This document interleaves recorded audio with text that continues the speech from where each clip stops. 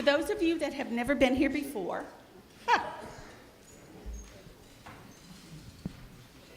I'm Beverly Enos, and I am your moderator.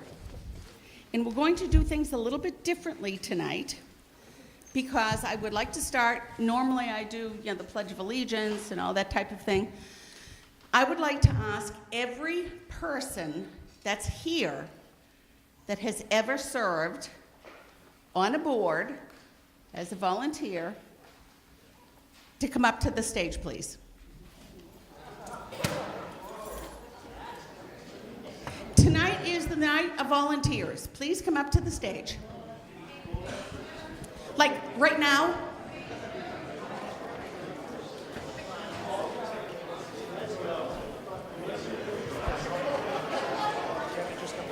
On stage, in front of the stage, it doesn't matter, and I hope somebody has a camera. Go down there, it looks like the trees came down today, everything's down. On stage, in front of the stage, and I hope somebody has a camera.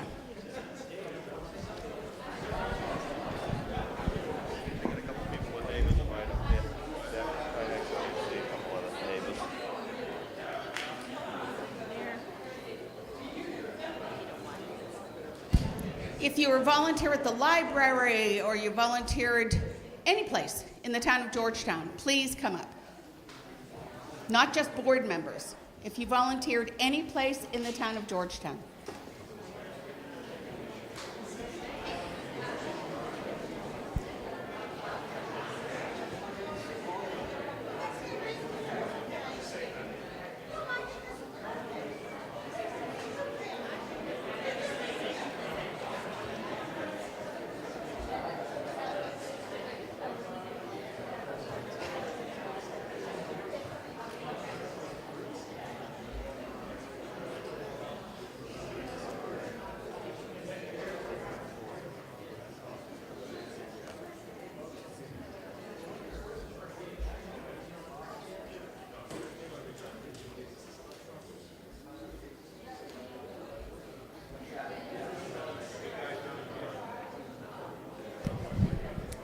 There are a couple of very special people here for me.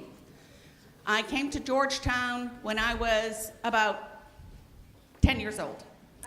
And surprisingly, for most of you, I was very, very, very, very shy. And don't be laughing at me.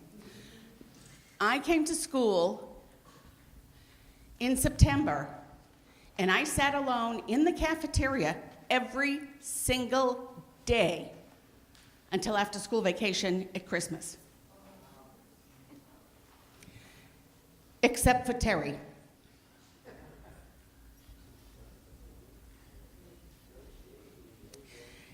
Terry was the very first person that said, "Would you like to come and have lunch with me?"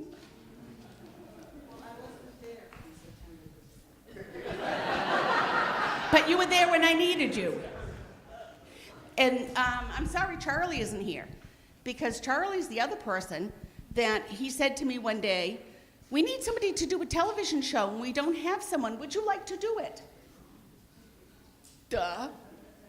So, a quorum being present, the annual town meeting will now come to order, and I am going to ask all of the people that are here in the front that have volunteered in one way or another to please lead us in our Pledge of Allegiance.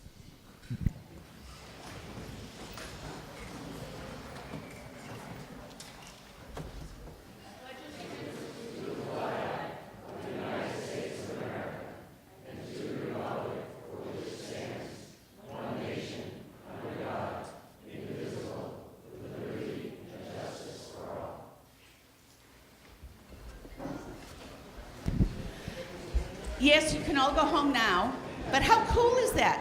Look at how many people were here that have given their time to the town of Georgetown.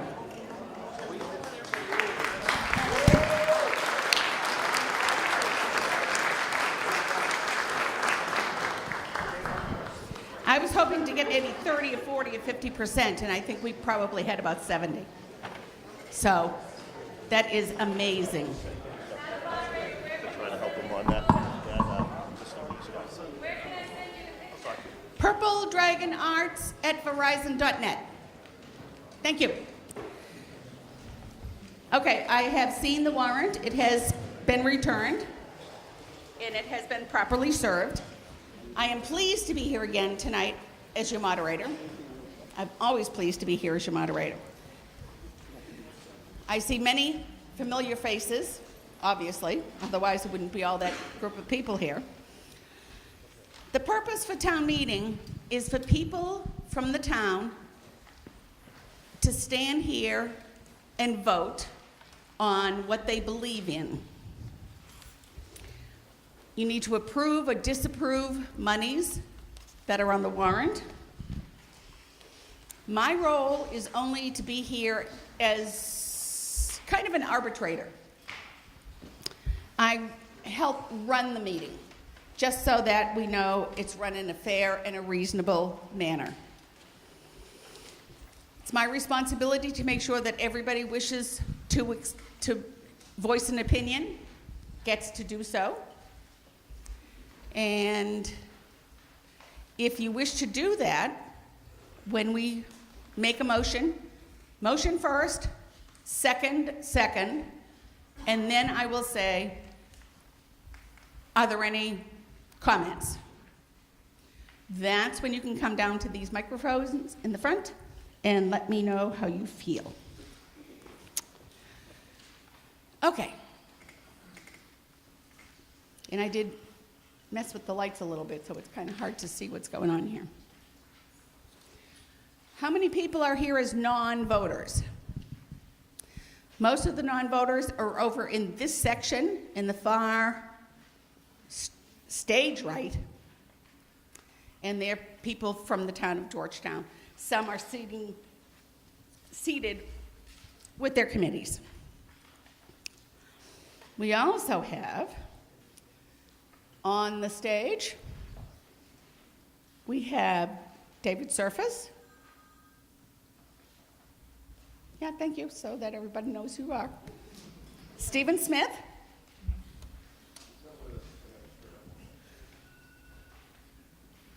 Oh, we are severely going to miss Stu Eggenberg, Gary Fowler, Jan McCrane, and her clerk, Kathy Roach. We also have non-voters of Mike Farrell,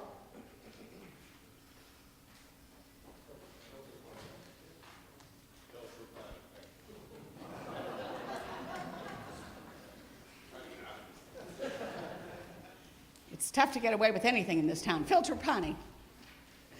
We also have Tom McEnany, who is our counsel. We have our, pretty much most of our finance committee over here, and many of the other boards. And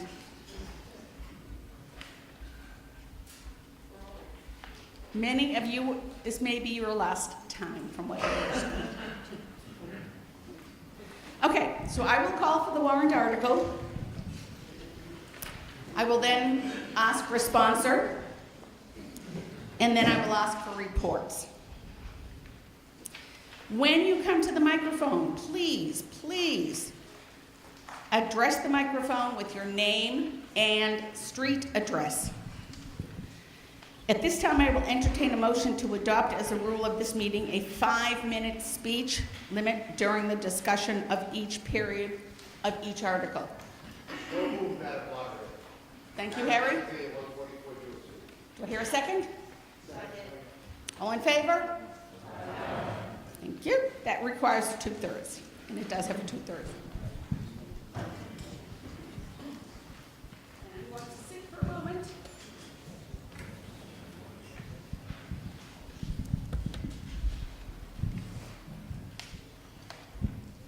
We have 2 warrants in front of us. We have the regular warrant, and then we have a special town meeting warrant. And the special town meeting warrant has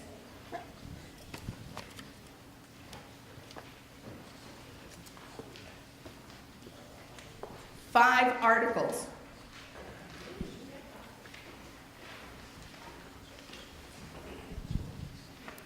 So, do I hear a motion to adjourn the annual town meeting, which will reconvene as soon as we finish with the special town meeting? Okay, I have a motion. Kathy Sachs. And the second was Phil. So I will hereby call the special town meeting.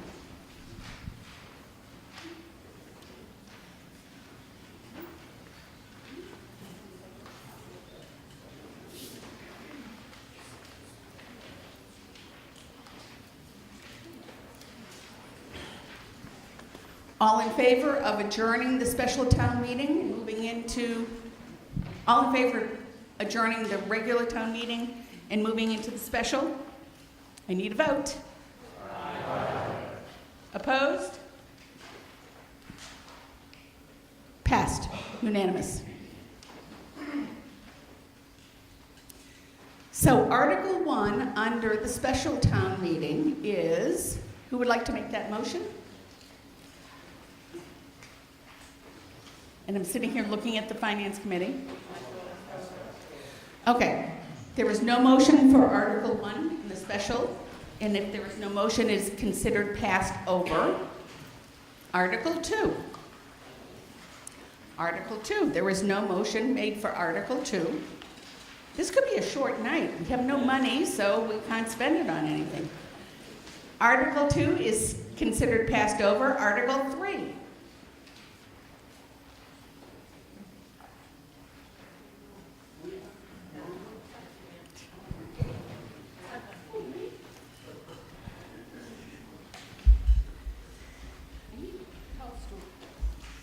I move to transfer the sum of $21,964.73 from free cash to the reserve fund for accrued liabilities, account Z-32927.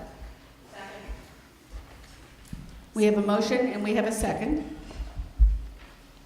Would you like to explain what this is for, please?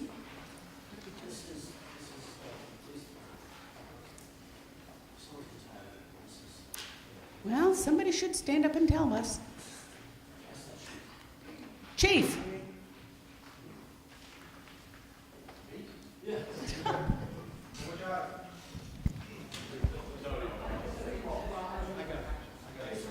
It's for retirement.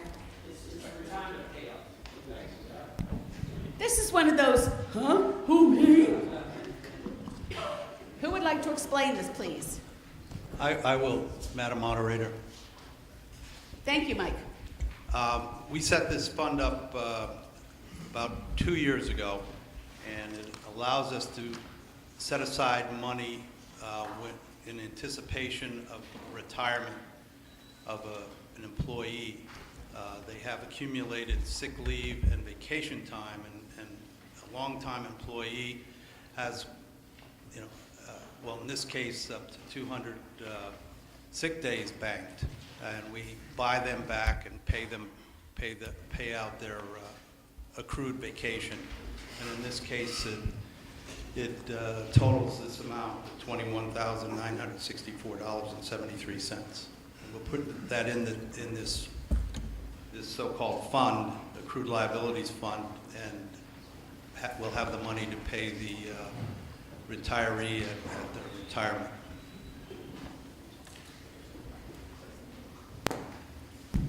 Discussion? And how much was that number again, please? $21,964.73. So the person retiring is going to get that amount of money for sick days and other things that he or she did not use. No discussion? Okay, all in favor? Aye. And I need to please see hands because we don't have the cards tonight.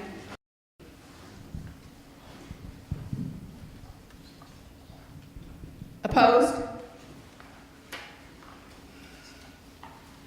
Passes unanimously.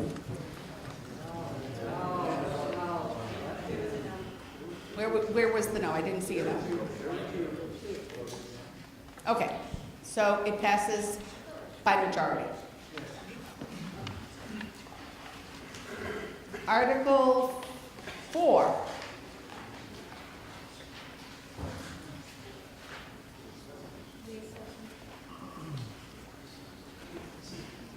Madam Moderator, Yes. I move to transfer from overlay surplus $2,090.77 to an interest accrual account to pay interest related to an abatement of fiscal year 2013 real estate property for Halifax Court Case F 319784. Transfer from overlay surplus $908.60 to an interest accrual account to pay interest related to an abatement of FY 2014 real estate property for Halifax Court Case FY 319784.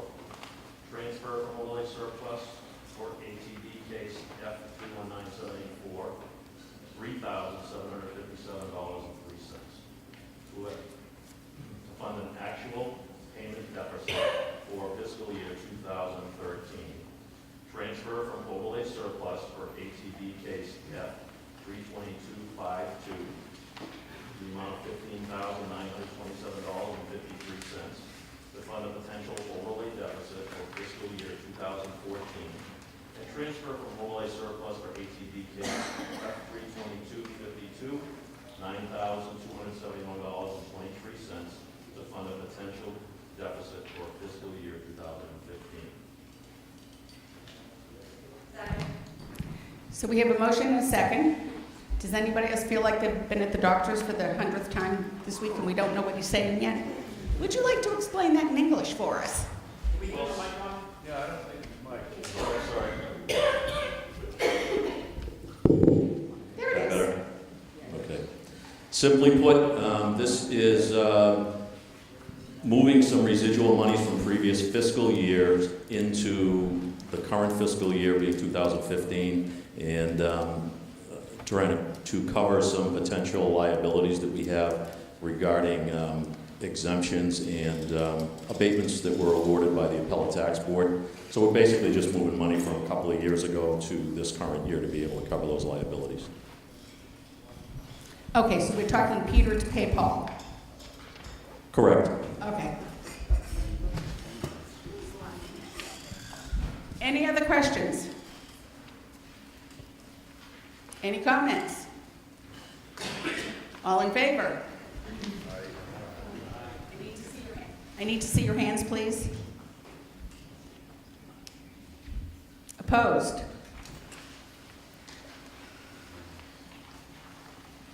I don't see any opposed votes, so it passes unanimously. Article 5.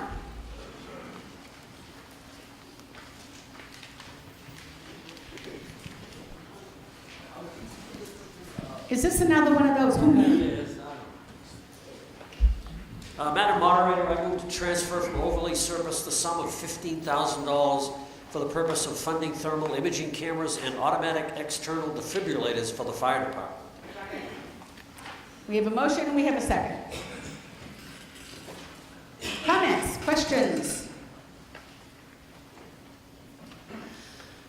All in favor? Opposed? I do not see any opposed hands, so that also passes unanimously. And that was Article 5 of the special. So I'm going to entertain a motion to close the special town meeting. Thank you, Kathy. Thank you. Who was that, Stu? David? It requires a majority. All in favor? Opposed? Okay, I hereby reconvene the annual town meeting. Now, I do understand that we have a few, Article 1 is always town officers and committee reports. And I do understand we have a couple of reports tonight. We always have one from the Finance Committee. So would you like to go first?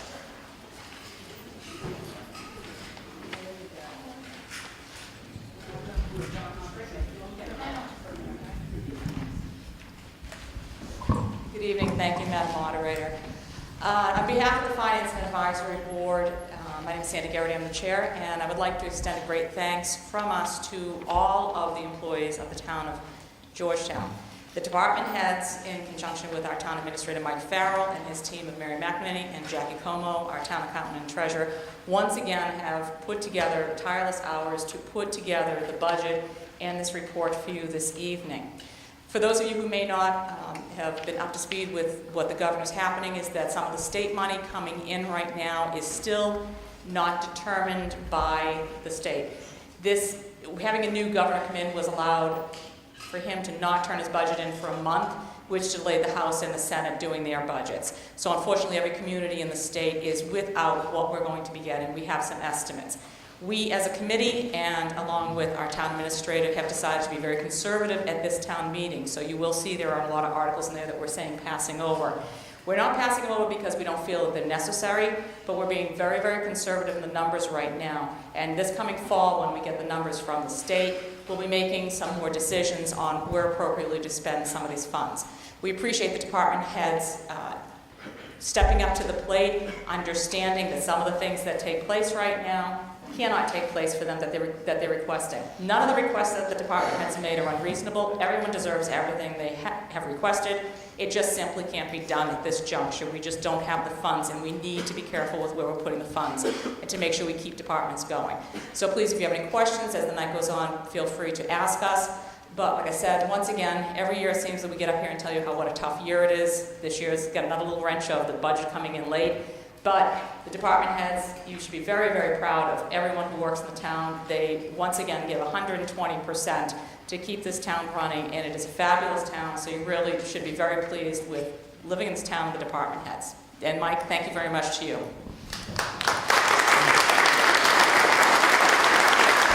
before I forget, and thank Janet Pantano, because she basically, we wouldn't survive getting our meetings posted, because she's always keeping an eye on me, and Jan's always upset with me. But thank you, Jan, very much for all your work that you do for us also.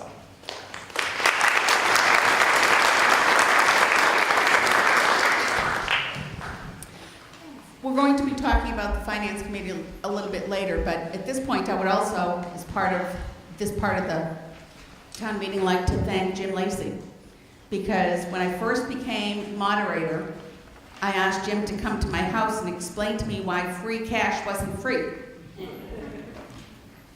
And a whole bunch of other things. And he actually guided me for the first few years I was in this position, and without him, I would have been lost. Thank you.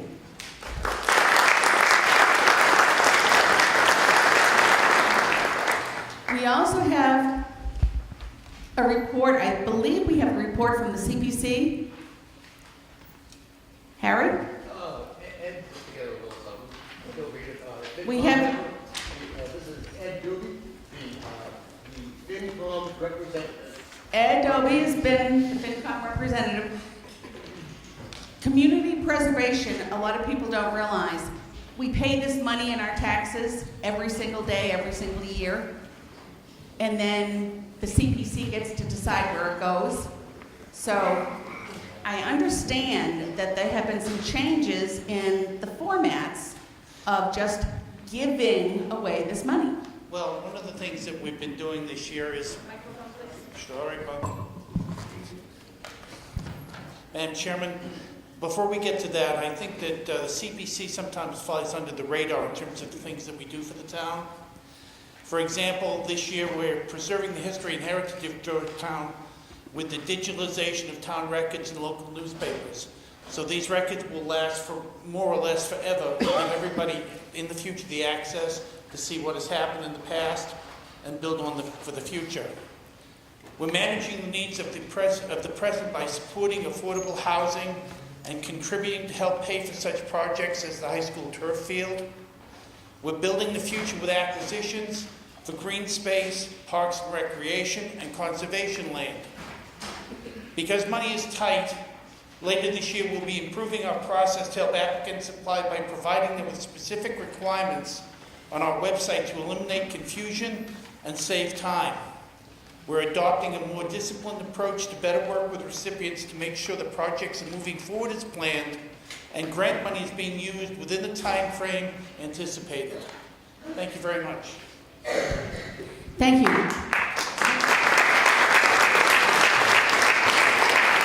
I know for the last few years, we've always had questions of what happens if they don't spend the money. And there are certain time frames that they're allowed to spend the money within. So that's going to get a lot more attention, which is good. Thank you. The last thing that I know of, does anybody else have anything that goes under these reports, committee reports? The last one that I know of, may it be known that this certificate is hereby presented to Stephen Smith, Selectman, for serving 6 years as Selectman, for your work with the Erie and Central Fire Companies as a member of the Energy Committee and the Water Conservation Committee, presented on the 4th of May, 2015 by the Board of Selectmen of the Town of Georgetown.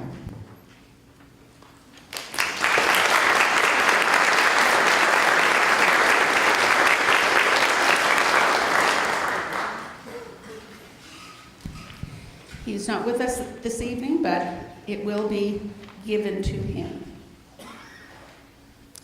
I see everybody fanning themselves. It is a little warm in here.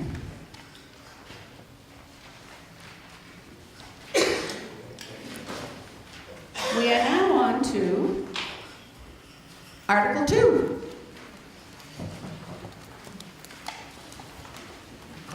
Madam Moderator, I move that the town raise and appropriate the sum of $26,852,291 and appropriate by transfer from the Water Department Enterprise Fund the sum of $262,164 and transfer from Septic Betterment the sum of $21,060 and transfer from the Affordable Housing Trust the sum of $12,791 and transfer from CPC the sum of $41,487 for a total appropriation of $27,189,793 to defray charges and expenses of the town for the fiscal year beginning July 1, 2015, including support of the town's public schools, Whittier Vocational Technical High School, and Essex North Shore Agricultural and Technical School, to fix the salaries of the several elected officers of the town, and to provide for a reserve fund for the fiscal year beginning July 1st,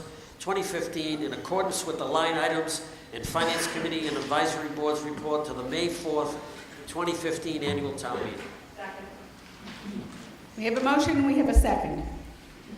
The Board of Selectmen have recommended approval of this 4-0. What is the recommendation of the Finance Committee? 6-0. 6-0. Madam Moderator. Is there any discussion? Madam Moderator, Harry Lactier, 144 Jewett Street. Just a quick question. Did I hear a CPC transfer from CPC? We did. And it was $41,000 and $41,487. and where did that come from? Because I don't believe that you can transfer monies or spend from CPC without a recommendation from the CPC. And to my knowledge, I don't think I missed any meetings, but we didn't recommend that. Harry, I can explain that. Last year, we budgeted the same amount to cover the debt service cost, not the debt service cost, but the cost for obtaining the bond. And we never went out to bond. We're not going out to bond this fiscal year, so we didn't use that money. And so the bond sale is scheduled for this fall, so we need the money this year. The money that was appropriated last year is going back to the CPC at the close of the fiscal year. This is the same language we had at last year's meeting. Does that answer your question? I guess not. He's coming back to the mic. Mike, actually, no, it does not. It raises more.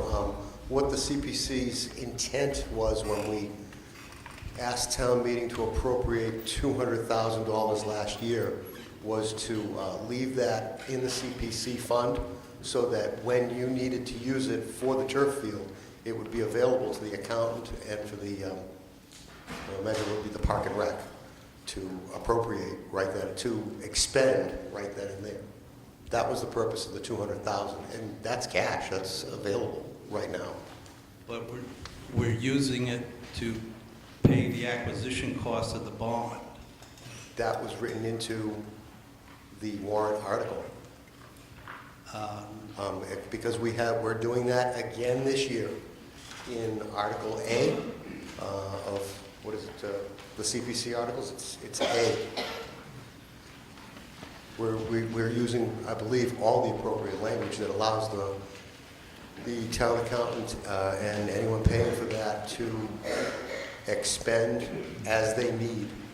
And our idea was to take monies out every year prior to the actual purchase of the bond so that we could fund the, I believe they're called bond anticipation notes. Yes, this is the 41,000, this amount of money is to pay for the interest on the band and the acquisition of the I think seven-year note.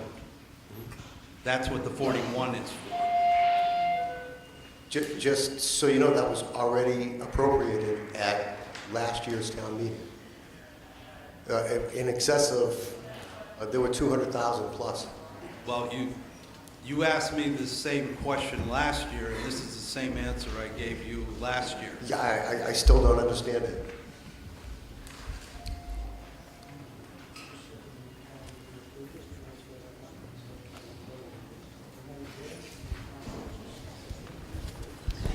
Harry, could it be that we agree that the money, CPC has set aside the money, and now we're getting town meeting approval to spend that money? But, and I understand that, but my question is, when we voted to appropriate that last year in the bulk, in the 200,000, why wouldn't that 47 fall under that? Where it was already appropriated. And maybe I'm just not a good accounting person. We're not spending it twice. We appropriated last year, but we didn't actually spend it in the fiscal year last year. So we have to actually make the motion to put it in for this year's fiscal budget to spend. We're not doing it twice. So therefore the money is not being spent, even though it was appropriated last year, the physical money is not being spent. But it has to be spent in the coming fiscal year. In order to do that, we need to still put it in this motion.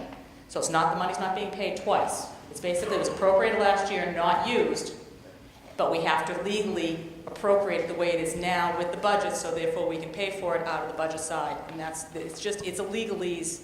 Tom, correct me if I'm wrong, we're not spending the money twice, we're just making the motion to legally cover that we can spend it appropriately in the right year, correct? Yes, as I understand it, there was a vote last year which included a transfer from CPA funds for this particular purpose. Because it wasn't expended, essentially, because it's part of the budget article, it would become, essentially goes back to CPC again as undesignated funds.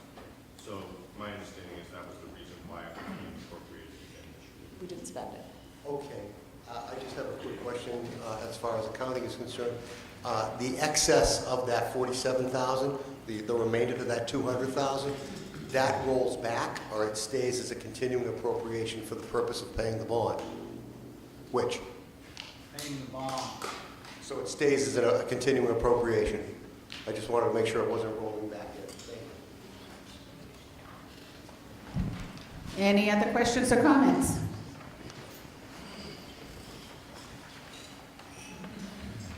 Okay, we have a motion, we have a second.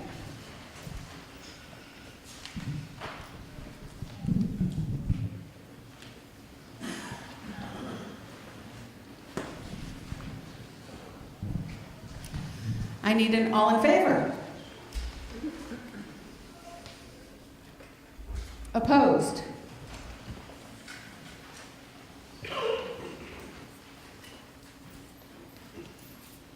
I don't see any opposition votes, So I'm going to call that a unanimous decision. Article 3. There is no motion. When we have no money, there is no motion, and therefore, Article 4. No motion again. Article 5. Water Department.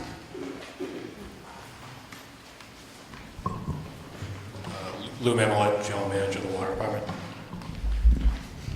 Madam Moderator, I move that the town appropriate Water Department enterprise revenues for the operation of the Water Department under the direction and control of the Water Commissioners in accordance with the Water Department budget as shown in the Finance and Advisory Board's report to the May 4th, 2015 annual town meeting for the fiscal year beginning July 1st, 2015, such that a total of $262,164 is appropriated for indirect operating costs as appropriated under Article 2, and a total of $1,685,836 to pay for direct costs, to the town to pay direct costs. So I have a motion. Do I have a second? Robin. Finance and Advisory Board, I understand, recommends approval 6-0. Yes. And the Board of Selectmen recommends approval 4-0.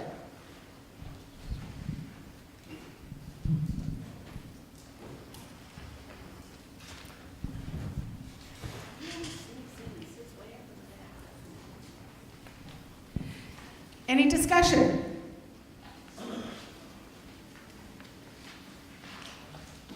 All in favor? Opposed?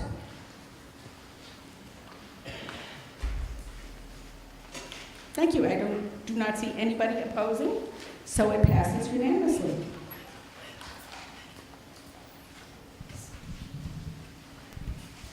And I am looking for someone who usually sneaks into this meeting very quietly, sits up in the back. Aha!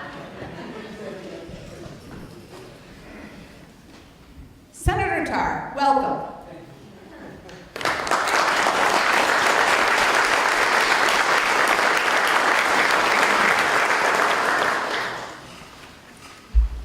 It always amazes me when people that have a public office actually come to the small town meetings, and we do appreciate it. Article 6, Fire Department Ambulance Operating Budget. Madam Moderator, I move that the town appropriate Fire Department ambulance enterprise revenues for the operation of the Fire Department's ambulance services under the direction and control of the Board of Selectmen and Fire Chief in accordance with the Fire Department ambulance budget as shown in the Finance and Advisory Board's report to the May 4th, 2015 annual town meeting for the fiscal year beginning July 1st, 2015, such that a total of $31,680 is appropriated for indirect operating costs as appropriated under Article 2, and a total of $280,270 to the town to pay direct costs. David Surface seconded. For most of you that are here, this has been an ambulance year for me 7 times. And this requires a majority vote. Any discussion? All in favor? Opposed? Now we move into our consent calendar.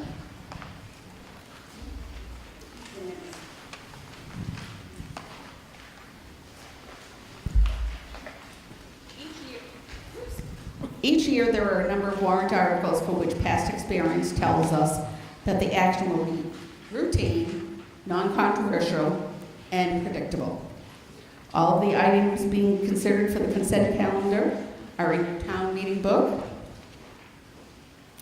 As one of the first items of business, there will be a motion to take all of these articles as printed in the warrant and act on them as a group by a single brief affirmative main motion. If you have a doubt about passing any of these motions, please say hold when I call the number. If the purpose to hold it was for information, please say so. If not, we will put it aside and discuss it at a later time. The articles being considered for the consent calendar are Article, I believe it's 7, Article 7, 8, 9, 10, 11, 12, and 13. Correct? So, one being Municipal Light Department, Zoning Board of Appeals, Conservation Commission, Chapter 90 reimbursement, Fire Department, Fire Alarm Revolving Fund, Inspections Department Revolving Fund, and Conservation Department. Did I hear a hold on any of those? Do I hear a motion for the entire? Please. Okay, I heard. Don't forget, we have lights in our eyes, so I can't really see who's up there. Would you like one of the motions held? No. I thought you were looking for a motion to accept the motion. Oh, perfect. Second. We have a motion and a second. All in favor? Who was the second? Joseph Susi, 286 Central. Opposed? Unanimous vote.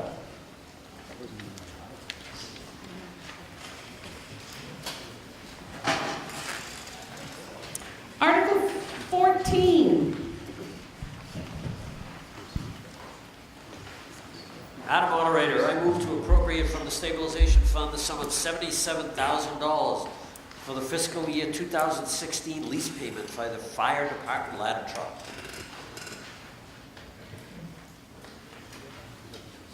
Second. You can always trust Sandy. So we have a motion and a second on Article 14. Is there any discussion?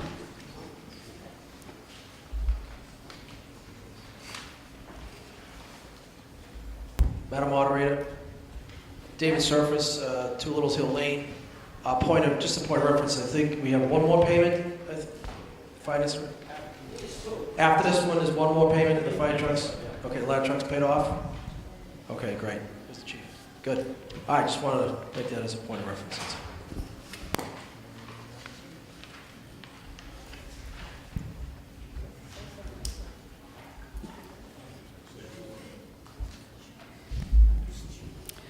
Okay, this is coming out of the stabilization fund. So therefore, it requires a 2/3 majority. Any discussion?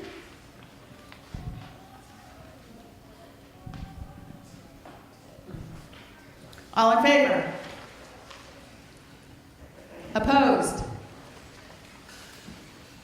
That carries unanimously again.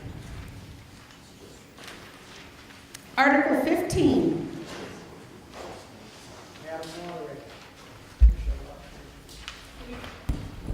Madam Moderator, I move to appropriate from overlay surplus the sum of $15,000 to be added to the other post-employment benefits liability trust fund created by vote of the May 7th, 2012 annual town meeting pursuant to the provisions of General Law, Chapter 32B, Section 20.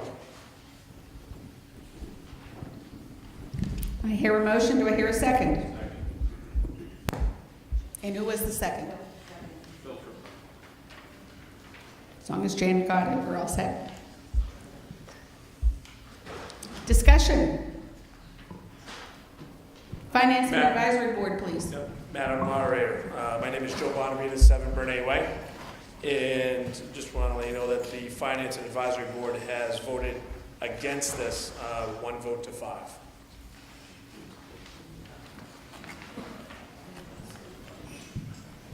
Okay, would the Finance and Advisory Board like to explain that? Here comes Ed. Adobe 131 West Main Street. Money is tight this year, and we felt that this was an unnecessary payment, and it could have gone into something else, such as the EMT equipment. We just felt it was a bad thing to do at this time. So it was a 1 to 5 vote against. Okay? Any other discussion?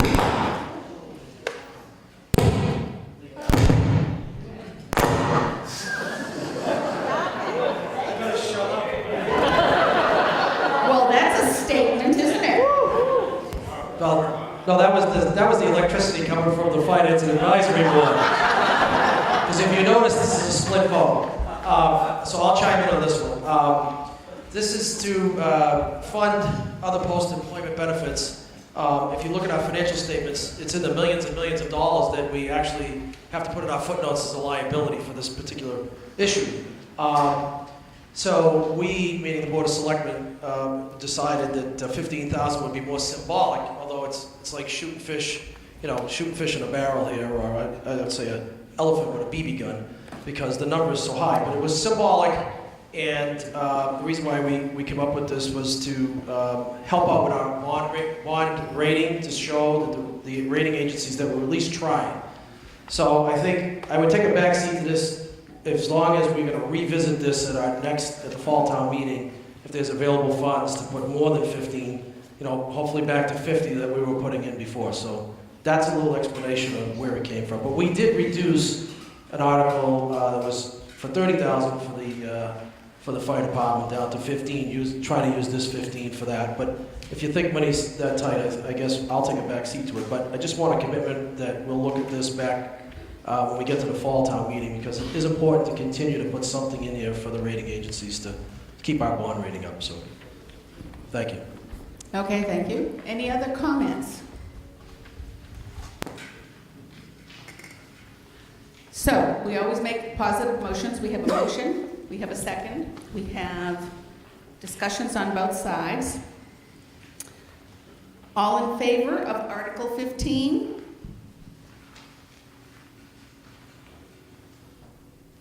Opposed? Okay, Article 15 did not pass by any sort of a majority. Article 16. Madam Moderator, I move to transfer from the Capital Stabilization Fund the sum of $45,000 for the purpose of funding design and engineering services and to modify and equip a portion of the Pearly School to be used as the Georgetown Senior Center, including all costs incidental or related thereto. We have a motion and a second. Thank you.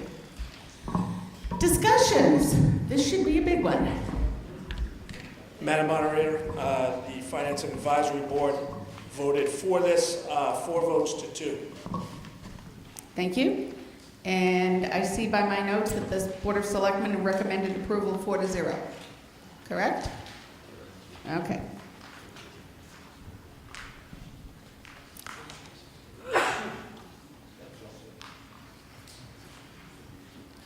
Any discussion? Now, this is the one I expected to be a big discussion. Ed?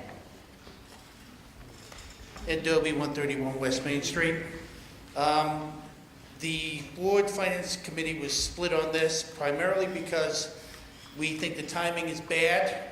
We think the concept is good, but frankly, we don't see the need to spend $45,000 on this at this time because we don't have it.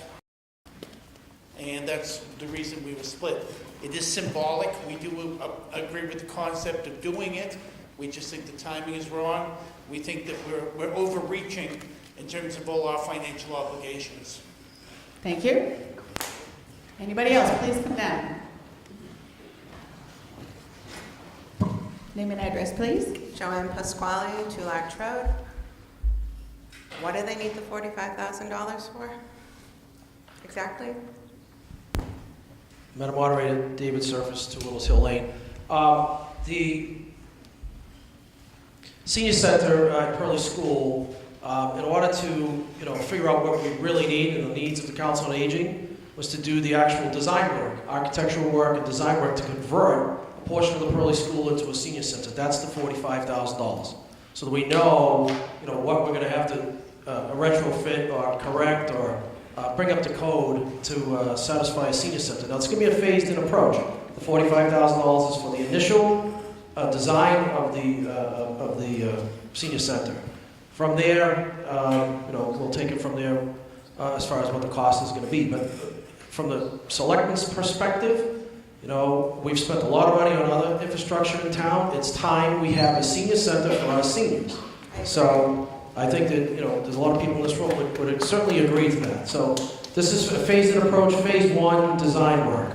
Well, I was also told that it was for dividing up the classrooms into offices. That was probably my electricity. And I was told that it was for dividing, it was for an engineering survey so that they could divide up the rooms into smaller rooms where they're taking away 2 of the rooms from the senior center. Well, initially there was talk about a certain number of rooms.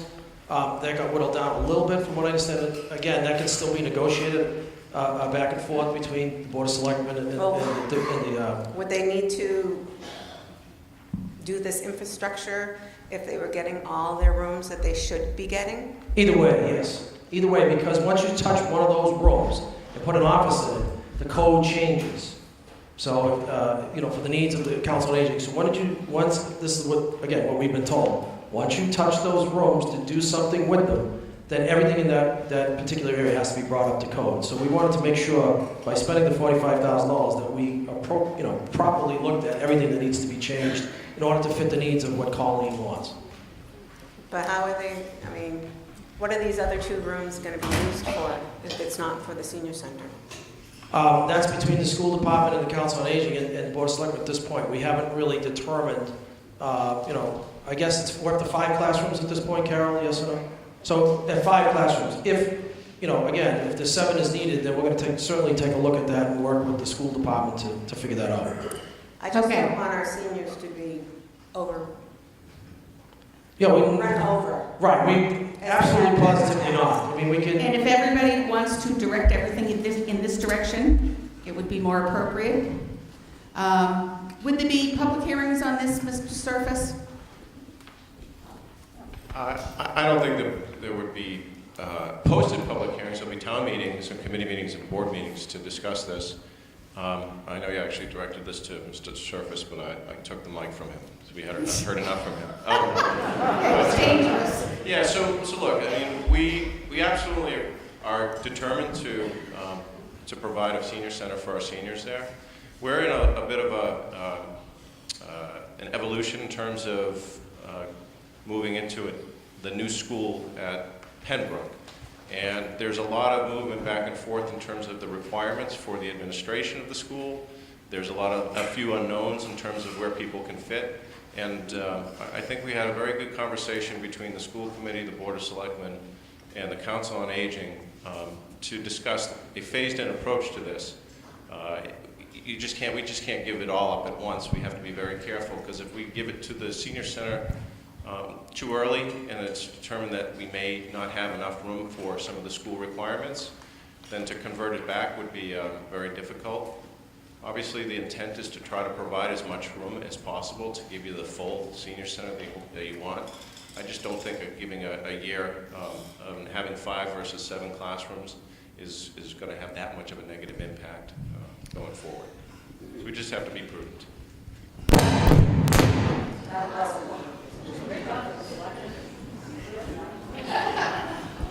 I'm going to throw a question in there because I have...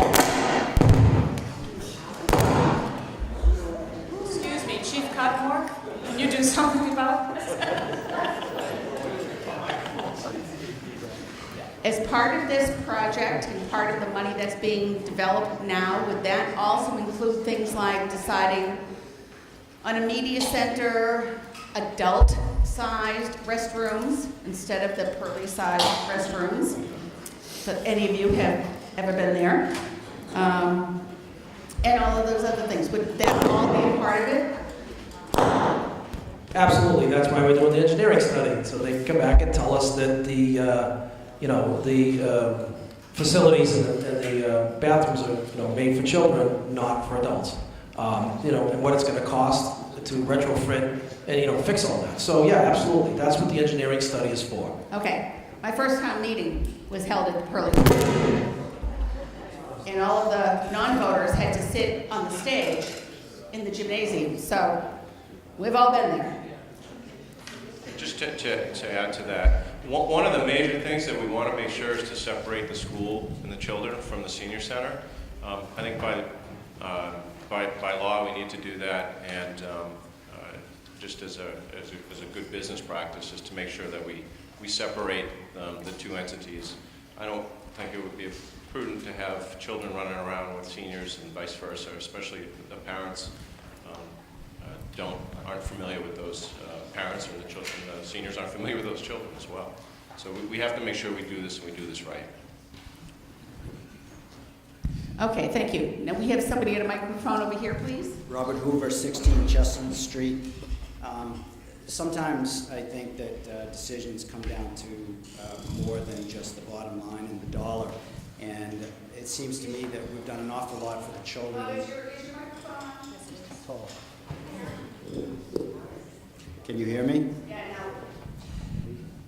Basically, I'm saying that how a town takes care of its children, its elders, and those in need is really, I think, right now the one that gets my vote, and I'm strongly in support of this. Thank you. And Ed somebody else was there? On the Parker River Landing. All I can say is I don't know how Colleen has managed over the years to complete what she has, what she's been able to do. And we're long overdue. All of you have to do is look from all of your surrounding towns, and they have a specific building and a need that's being satisfied. We're working here out of a church basement. We've got a meeting room in the town hall. We've got Council on Aging up on Trestle Way, and she's ice skating back and forth to get from spot to spot, or roller skating. It's terrible. We shouldn't be in that position. And as an architect, I support this 100%. I mean, we're long overdue, folks.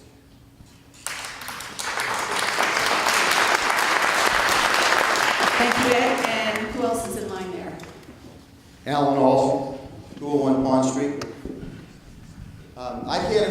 We find money for soccer fields, we find money for schools, and we find money for a massive list of things. We all know what it is. If you've been down the school there, it's perfect. I'm going to be politically wrong here. You can roll right into that building out of the parking lot, which is not a bad thing for a senior center. I can't imagine anybody in this room voting against trying to spend some money to make the senior citizens have a better place to be able to operate at home.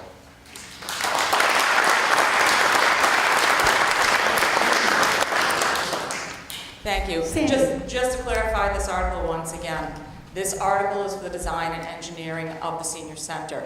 Because that school right now is a school, it needs to remain a school to keep it in the ownership right now of the town of Georgetown. So it needs to be very careful the way it is separated out. There is no doubt that we need a senior center. That is not up for question right now.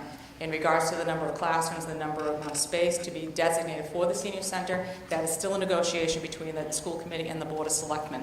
But no matter what, according to Massachusetts bidding laws, this job, when it gets built out and changed, will need to go to bid. That means it'll cost over $25,000, unfortunately, and we can't do a lot about that because a lot of things like prevailing wage and the mass bidding laws. So that being said, we can't go out to bid and get construction costs unless we actually have drawings and we know what we need to have. That's what this is the first phase of. What do we need this space to look like for the seniors to do it and do it once? We cannot build this out with volunteers. We cannot just slap up walls There are codes that are going to be changed, fire codes, sprinkler systems, walls, heating. There's a lot of things involved in it. It's not just a matter of just moving around a couple of things, unfortunately. So this is the first step for us to be able to get the engineer drawings so we can move forward and get the build out for the senior done correctly the first time around. Thank you, Sandy. It's my understanding that this is like the first phase of when we were building schools. You just have to have the engineering done and you have to go from there. Okay, I'm getting all yes nods from the Finance Committee. Any other comments? All in favor?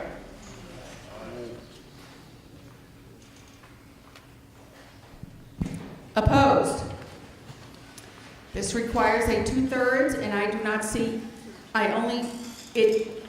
it does pass by 2/3.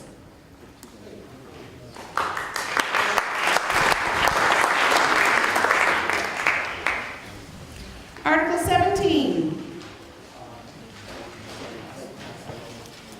Okay, we have no motion, so that's passed over. Article 18.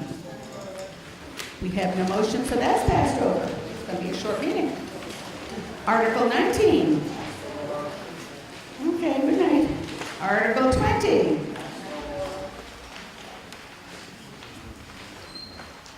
Article 21.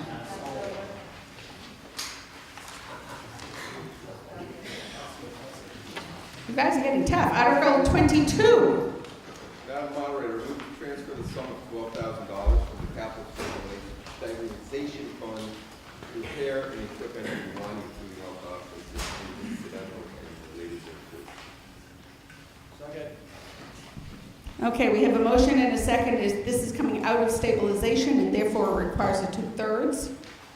Discussion. All in favor? Opposed? I do not see any opposed hands, so therefore carries the majority.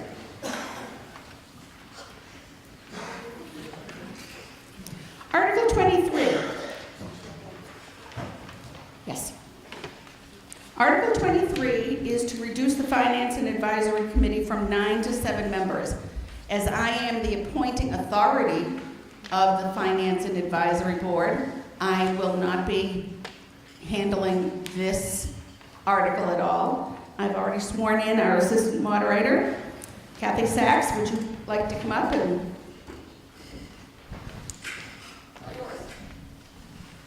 Good evening. Do we have a motion? Yes, Madam Moderator, I move to approve as printed in the warrant with the exception of the explanation paragraph at the end, amended to state that provided, however, that to implement this reduction in the size of the Finance and Advisory Board, 2 of the board members' positions expiring on June 30th, 2016 shall not be filled. Second. We have a motion and a second. Do we have any discussion? If you'd like in the way of explanation, Madam Moderator, first of all, what that amendment means is this won't take place until July 1st of 2016, not this coming fiscal year. And the reason this was put forward by the Finance and Advisory Board is that we haven't had 9 members in years. And not having 9 members affects how big your quorum is. So we thought that having 7 people, and I think we're pretty confident that having 7 people, we could reliably have 7 people. That means our quorum is 4, not 5. Okay, thank you, Mr. Lacy. Any further discussion? Okay, all those in favor? Thank you. All those opposed? Thank you. It passes by a majority vote.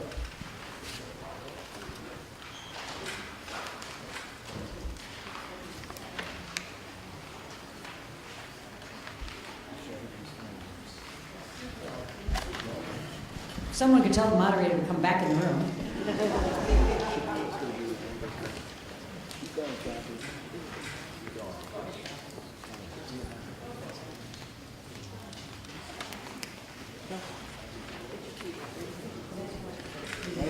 Take charge.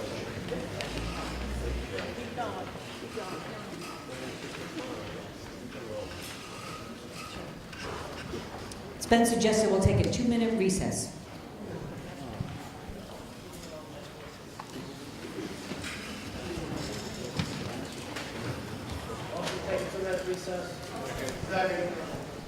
All in favor of a 2-minute recess? Thank you. Any opposed? Thank you.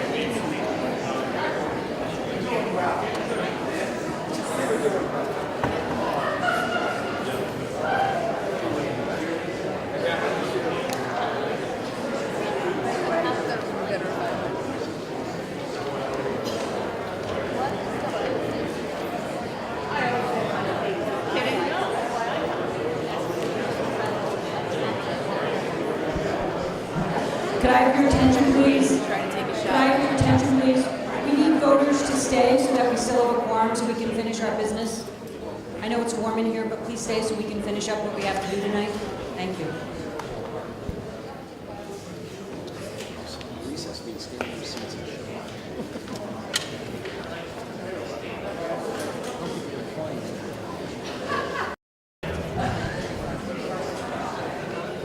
Okay, I'm going to call the meeting back to order. And right now, oh, here's the fun stuff.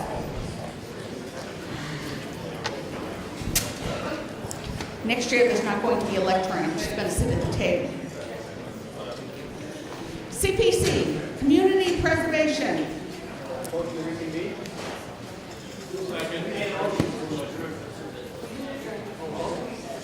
It was a recess, and I called it back to order. Who's the one with the microphone here? Okay, CPC.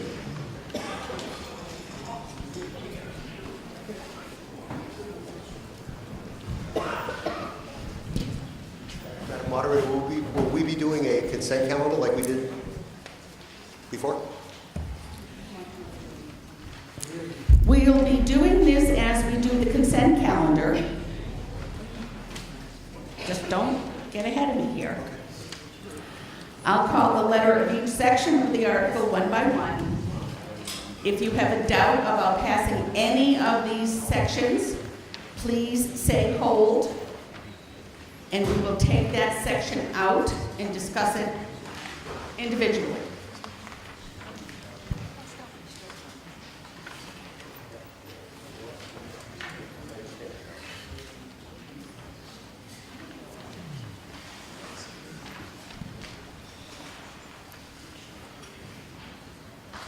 So,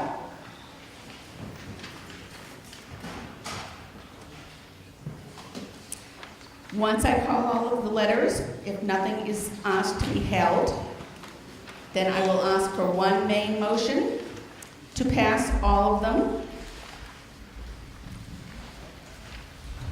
And seeing as I haven't had a computer for about 2 weeks, and luckily this is my draft.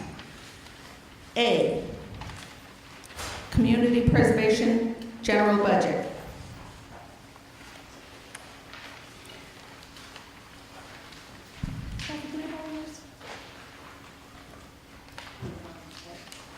What?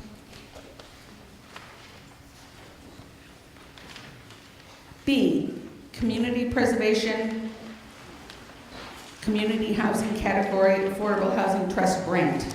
Madam Moderator, I would like to hold that for a technical revision. So that one is held. Now we're on to C, Housing Authority Storm Doors. D, digitalization of historical documents. Oh, so that we preserve all of our documents. I think that was already being discussed tonight. E, Town Hall shrub fence. So E is being held. F, rehabilitation of the American Legion Park Phase 3. G, West Street Soccer Fields Rehabilitation Phase 1.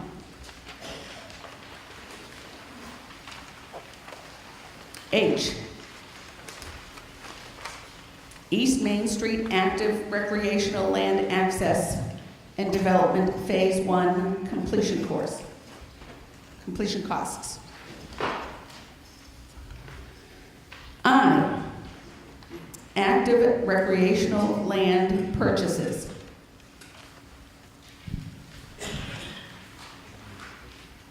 So, out of all the CPC, we have held B and E. So I will accept a motion to cover the rest of them, and then we will discuss each one of these separately.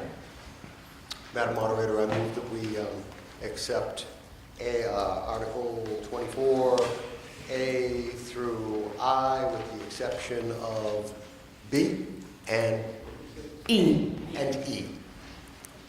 So I have a second. As printed in the warrant. Did I have a second up here? Yes. Okay, so we have a motion to accept the CPC articles, except B and E, which we will discuss when we take the rest of the motion. Yes. I just have a question. Sure. So Susan Flint Vincent, 5 Davis Lane, Georgetown. The number I, or letter I, what active land are you looking at purchasing, and what are your plans for it? Okay, I is active recreational land purchases. And who from this, Harry, you're it. Sure, are we holding that as well? No, she just has a question. This is, I don't know if it's going to help you at all. What you're looking at are two active recreational parcels that will go for the active recreational greenway. They are known as Assessor's Map 16-6 and 16-7. They abut or could abut lands that are the subject of an article later on this evening. I believe it's 30 or 31, which is called Parcel F, which was a parcel of land that was donated by the... Okay, we can only discuss whatever is right here in front of us. Okay, I'm trying to... I know. I'm trying to give you a locus. I know. Whereabouts are... Go to the East Main Street Active Recreational Facility. Jump one parcel. Behind the church? Yeah, but a ways behind the church. A ways. I wouldn't call it adjacent. So we're talking... It would be... We're talking the property behind the church, behind that. Yes, behind the one beyond that. All right. Beyond turning leaf. Okay. Next person in line, please. Tilly Evangelista, 10 Bouquet Road. I have a question on a couple of these, and perhaps town council can fill us in. This is for questions. Do you want them held for discussion, or do you just want to ask a question and get an answer? I'd like to get a question and an answer, and then Okay. I'll learn how to vote. I believe it was last year, we removed all duties from the CPA committee, that is. And when the recommendations were brought to town meeting, that was the end of their jurisdiction. And,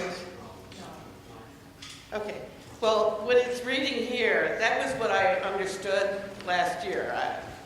But when it's reading here, it implicates that the CPA, the Community Preservation Committee, CPC. Park and Rec, and the Board of Selectmen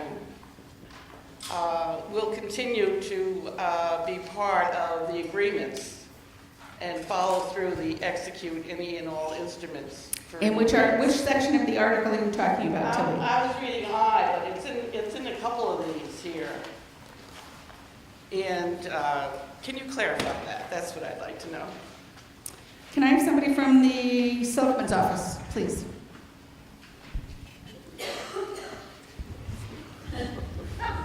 Madam Moderator, It's not one of those. Me?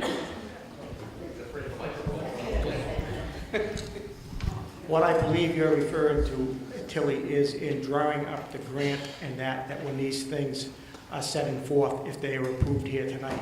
And the Selectmen and the CPC will work together with the attorney to draw up those grants. That is, we still have the authority to do that, and that's why it is worded as such. Okay. Is that true, what he just said? Okay, we're going to get some, one of the reasons we have town council here is we get to have advice. That's very funny. Thank you, Madam Moderator. Microphone.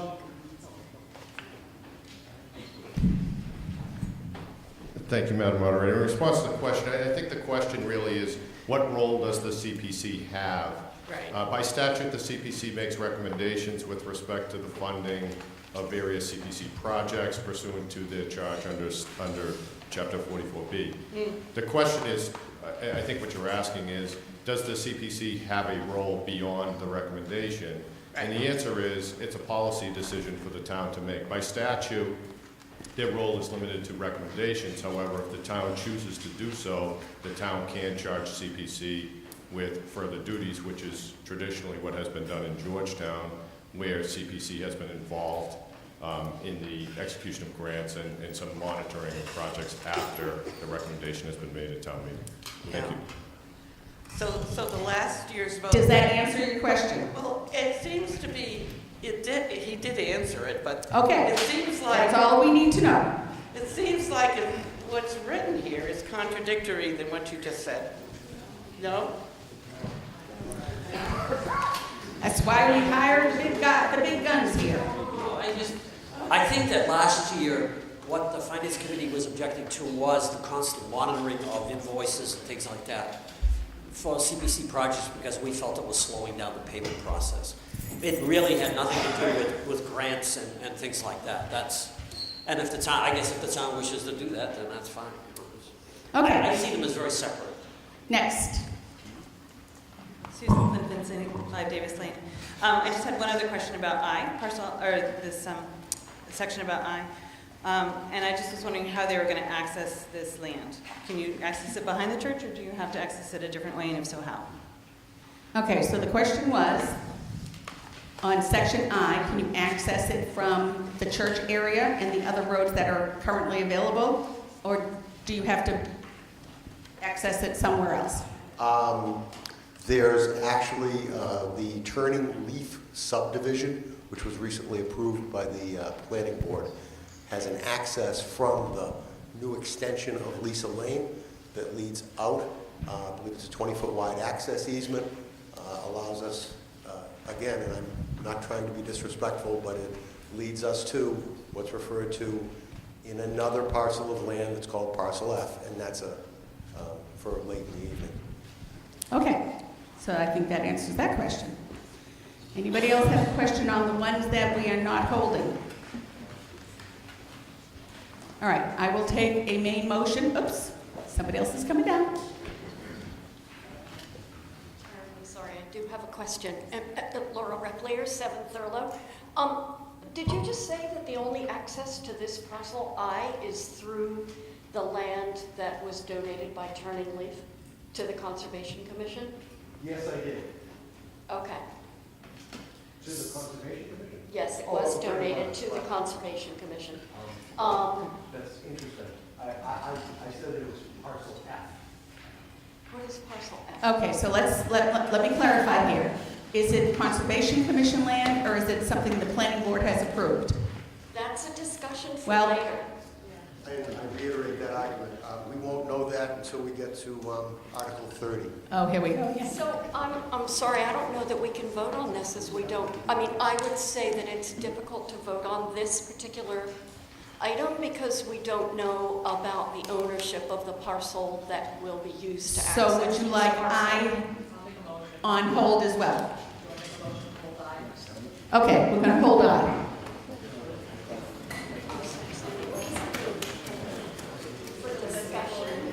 Madam Moderator, with Okay, Sandy. Madam Moderator, Excuse me. may I withdraw my original motion to make this really easy and replace it with a motion to accept A through R, all of Article 24's letters, with the exception of A. Sandy, would you like to amend the motion to include I? The motion to hold B and E.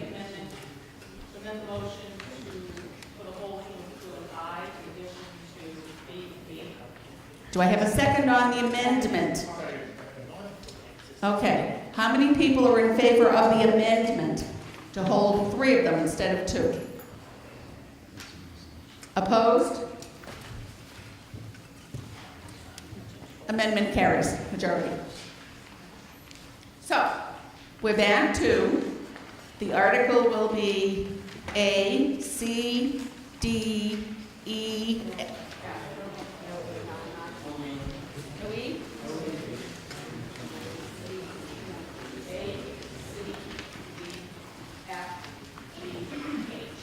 so it will be A, C, D, F, G, and H. Everybody got that straight?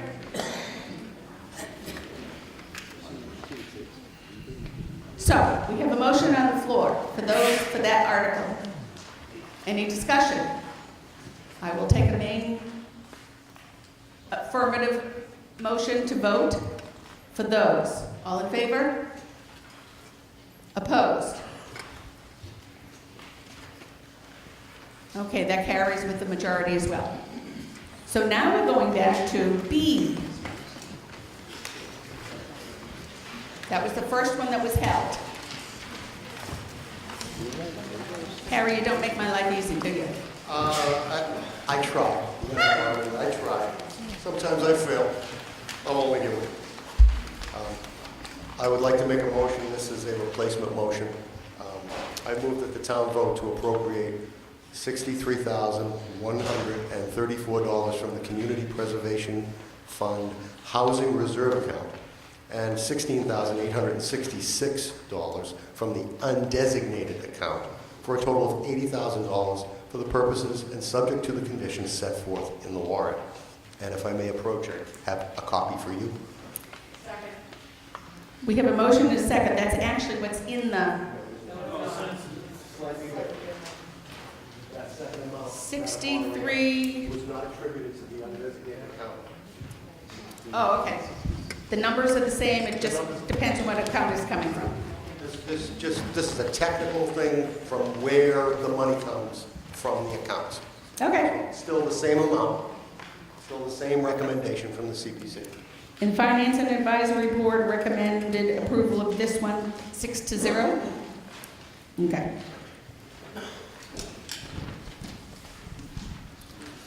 It even says moderator copy. How lucky am I?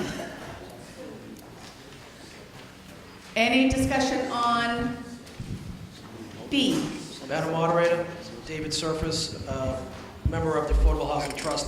Harry, so the only thing that's changed, straight, is where the money's coming from. All the other provisions as presented in the article are staying. Mea culpa, Dave. I wrote that article, and I failed to mention where that $16,000. You're not answering my question, Harry. Absolutely, nothing else changes. Okay, so the use of the money is the same as intention? Same as it ever was, same as the CPC intended it to be, same as the Affordable Housing Trust asked for it to be. Okay.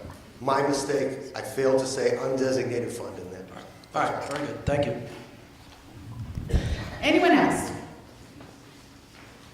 Okay, so we're voting on Article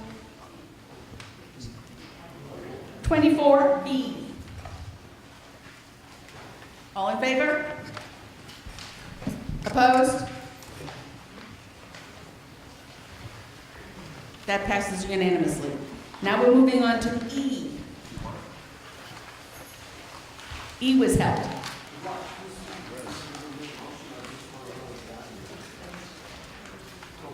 I'm going to need a motion. Scott Paganelli, 2 Pond Street. I'd like to move to approve Article 24E as printed in the warrant. Well, that makes it easy, doesn't it? Finance and Advisory Board recommends approval 5-1. 501. Okay. I need a second. Second, Madam Moderator, Harry Lawn City, 144 Jewett Street. Okay. So what's up with this? Well, let's see.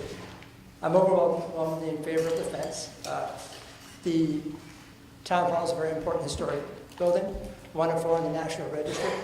The metal fence that's been there for 50 years is rusted, bent, broken, ugly. I think the gardening company has done a remarkable job doing their best to put a bit of lipstick.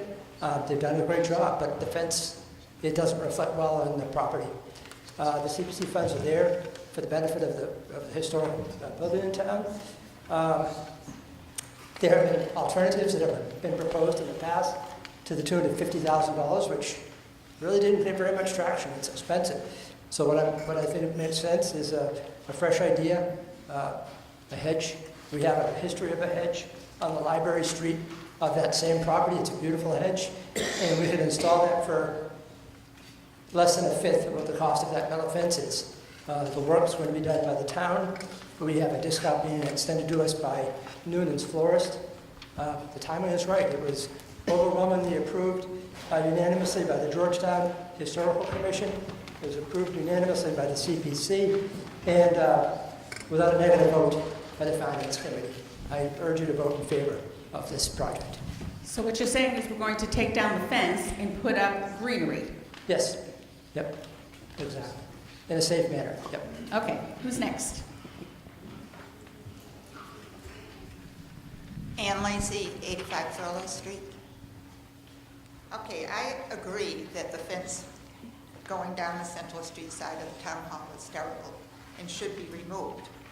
But my argument is that it should be replaced with this hedge. And the reason is, first, for the safety, this winter and the winter in 2011 was similar. The snow plowed from the parking lot up in the town hall was pushed so far down against the fence along the whole Central Street area of the fence that it was 3 feet over the top of the existing fence. A hedge in that area could not support that weight and force. And if there's not a fence there to stop it, the hedge where it's farther back from the edge of the land, the wall, the snow would just go over it and pile into the sidewalk in Central Street. That area needs a fence there, just for the safety part of it. Also, there's a space limitation. If you looked at the town hall on the Central Street side, it's a very steep slope from the parking lot down to a flat area. The slope ends, it has an electric box that's about 5.5 feet tall, you probably noticed it, at the foot of the hill. Now this hedge would take up so much room, it would take all of that room between that electric box, which is at the foot of the slope, and the current fence, with the exception of about 40 inches. And so if you put a hedge in there that is so wide, 5.5 feet is the width of the hedge in front of the town hall, that it would leave about 20 inches on each side to maintain it and trim it, and if one step back, it'd be off onto the sidewalk on Central Street.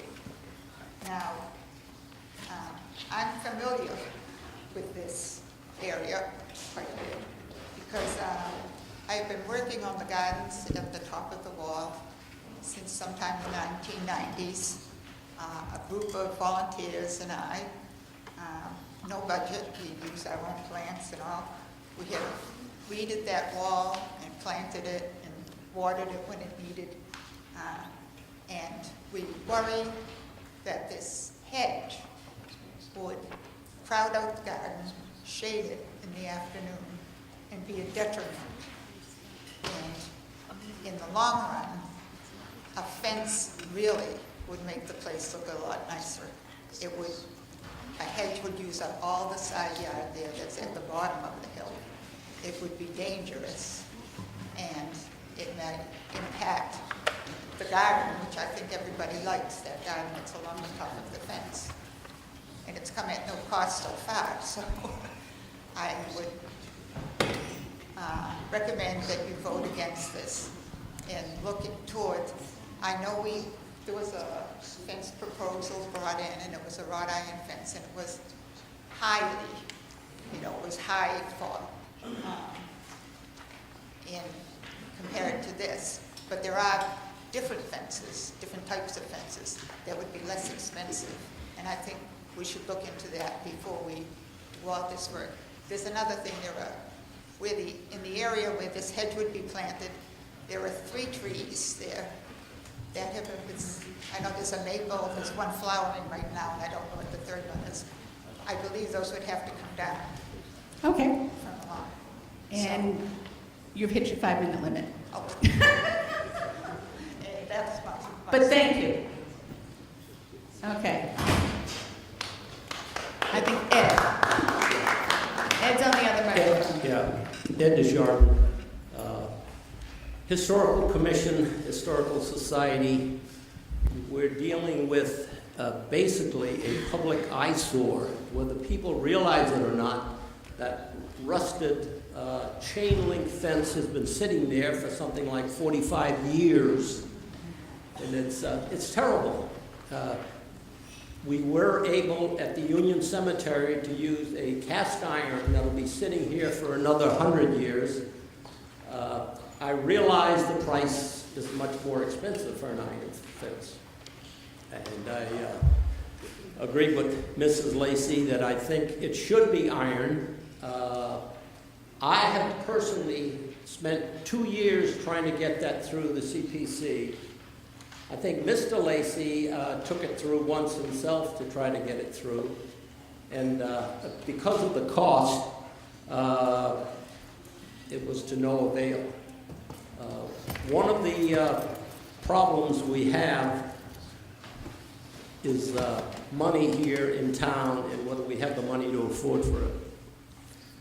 My mother used to say, half a loaf of bread is better than no bread at all. So I would say, let's go with the shrub fence, and as long as the spacing is something like approximately 2 feet on center, it takes about a year for this to come together, and you'll have an entire wall of greenery there, and you'll do that for, I guess it was under $10,000. I think that's the way to go, since no one wants to be able to come up with the money to get a cast iron fence, which is the right way to go. Thank you. Yes. Madam Moderator, I'd just like to point out that several times the idea of a wrought iron fence came before the CPC. Unfortunately, the CPC can only do what is historically accurate because of the constraints of 44B, and at no point could anyone give us any kind of evidence that there ever was a fence. And we got that from the Historical Commission and from folks that have photographic evidence from way, way back. Okay. However, we have seen photographic evidence of shrubbery, so we can legally do this. We can't legally put a fence. All right. Thank you. It wasn't a money issue. Next. Madam Owner, Jim D'Amato, 12 School Street. So Ed was in charge of the iron fence. He thought that was a great idea. I was in charge of a aluminum fence I thought was a better idea. But I think we both agree, I think the shrubs are an out-of-the-box idea that we didn't think of. This is actually better. Saves the town money, it will look nice. And I'm in favor, even though I recommended this project and fought with Ed for years on it, I think this is a good solution. Thank you. Just one quick point regarding the thickness of the fence. It was mentioned that part of the fence that's there now is 5.5 feet thick. I spoke with Steve Flynn down at Noonan's, and he said certainly that fence, the proposed hedge, doesn't have to be 5.5 feet thick. It was allowed to grow that thick, the one that's there now. So it can be planted in such a way to accommodate future plantings, or even a metal fence at some point, if it is ever approved. So it can be kept trimmed It to can be make it trimmed, small? absolutely, yes. Okay. Yes. Sandy, were you getting up, or?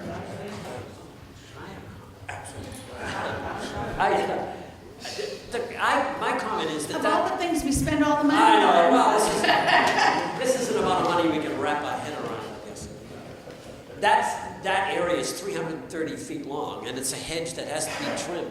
I was wondering if Peter Durkee signed up to trim it. Okay, Mr. Durkee, I know you're here. I saw you earlier. Oh, there it is.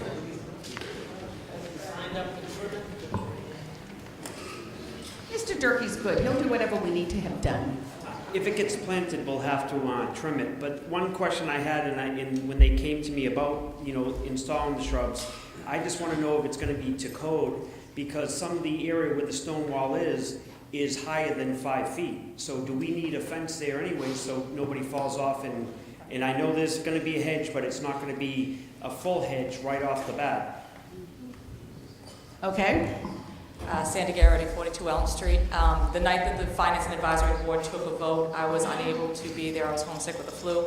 I just want to voice, I am not in favor of the spending of the CPC money in the hedge right now. I think a fence is the way we need to go. And if the fence, the historical portion of the fence, is not able to do it through the CPC funds, then I think the town goes forward and we should look for some other alternatives to do the fence, as opposed to the worrying about taking care of a hedge, and also the safety issue that Peter Durkee said. I am not in favor of recommending this article. Thank you.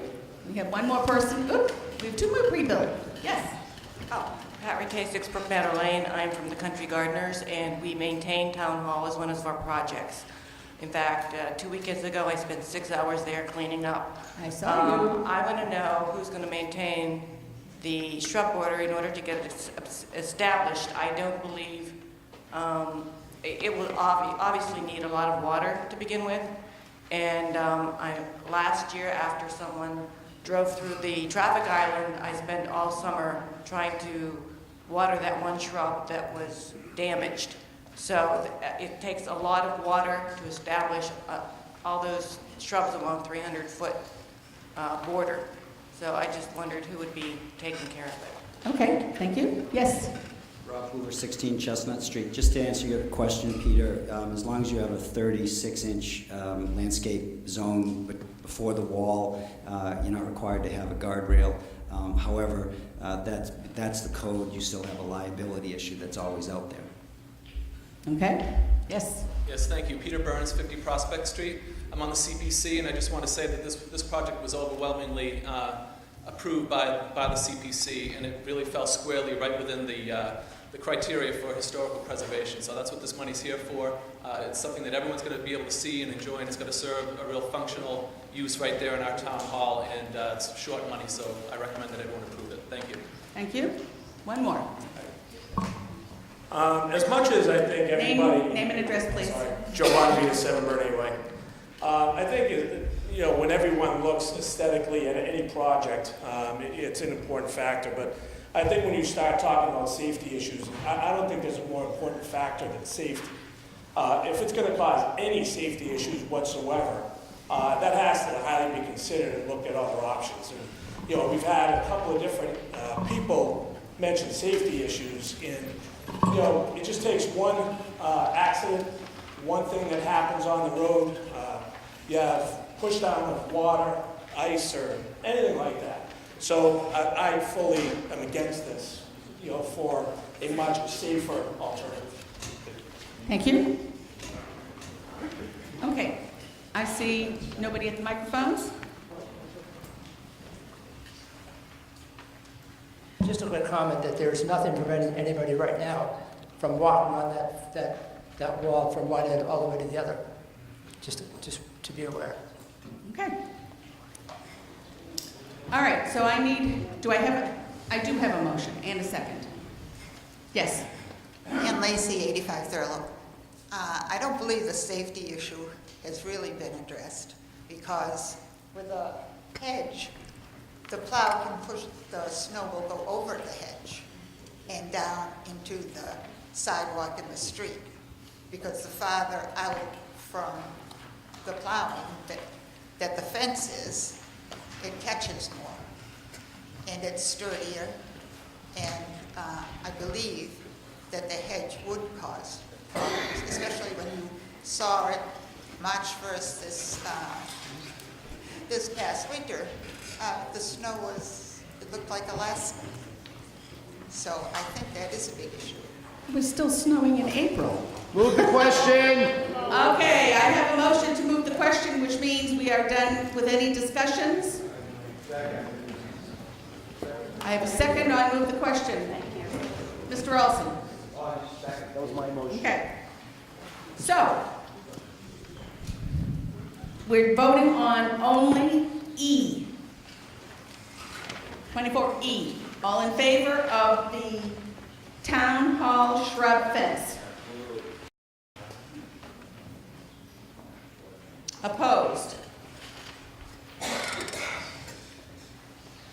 It's a majority vote. It carries with a majority. Yes.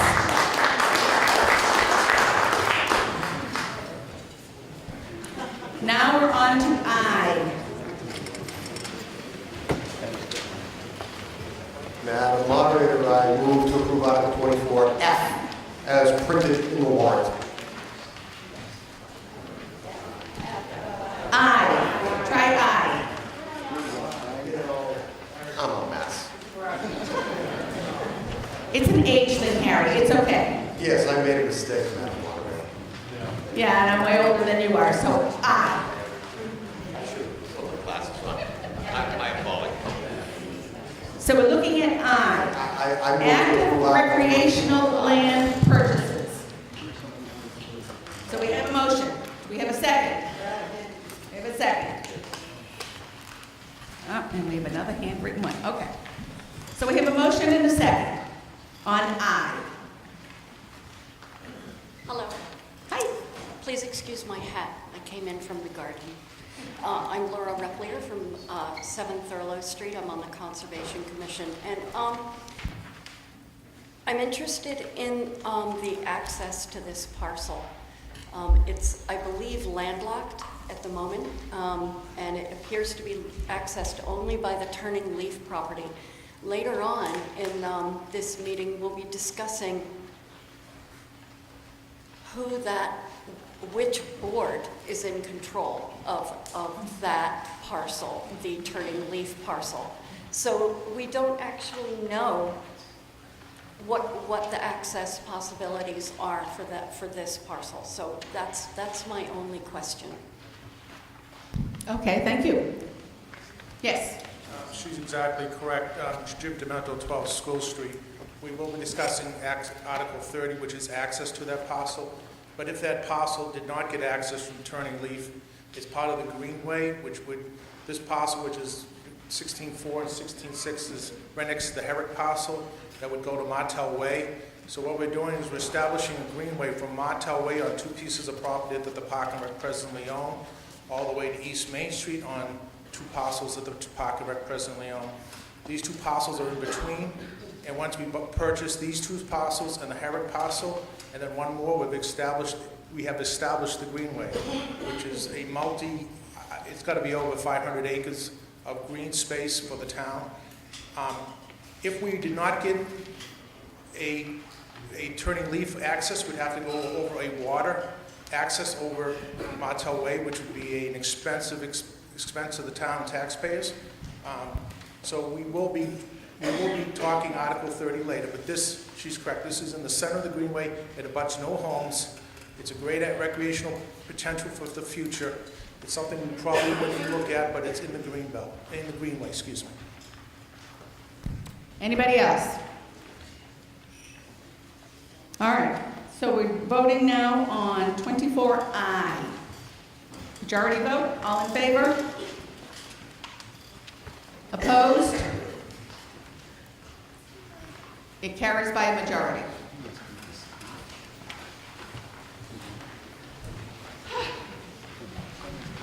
Article 25. Planning Board. Madam Moderator, I move to approve Article 25 as printed in the warrant. Do I hear a second? I have a second. Would you like to explain exactly what this is? Madam Moderator, Howard Snyder, the Town Planner. In brief, what we're trying to do is we're trying to remove from the definition section a terminology that was once in the bylaw but is no longer described. It was replaced, and what occurred is that the definition remained. And then with the addition, we are adding in medical office and open space residential development. Open space residential development is currently in the bylaw in terms of a permit, but is not accurately defined. Thank you. I do need a planning board recommendation and a finance board recommendation. The planning board recommended in approval 4-0. Thank you. And so did the finance. Okay. This is a 2/3 vote because it's changing the zoning. So, we're adding medical office to the bylaws. Am I correct? That's just a definition, or where? Just a definition.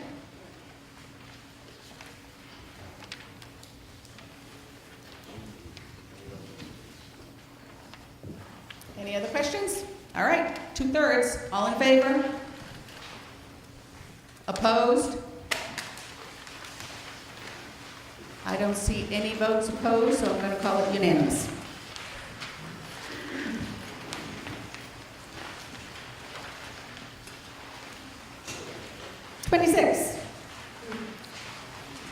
Madam Moderator, I move to approve Article 26 as printed in the warrant.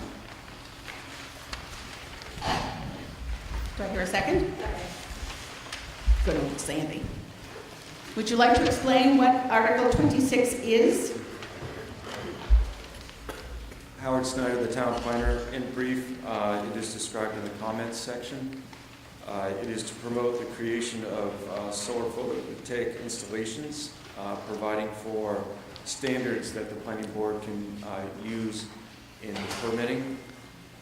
As well, gaining designation as a green community will allow the town access to other grants to further green community activity.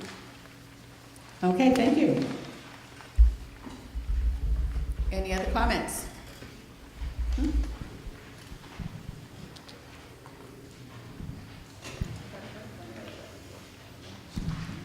Okay. I need a planning board recommendation for this one as well. The planning board voted 4-0 in favor. Finance and Advisory Board. 6-0. Thank you. This does require a 2/3. Again, it's changing zoning. All in favor? Opposed? I see no opposed, so I'm going to call it unanimous. 27. I think this is our last one. Madam Moderator, move to approve Article 27 as printed in the warrant. I have a motion and a second. And somebody asked earlier about whether it was a definition or where it goes. Use regulation and intensity of use schedule, that's where it gets decided what goes where, or what's allowed where. So this is another amendment, so it's, again, requires a 2/3.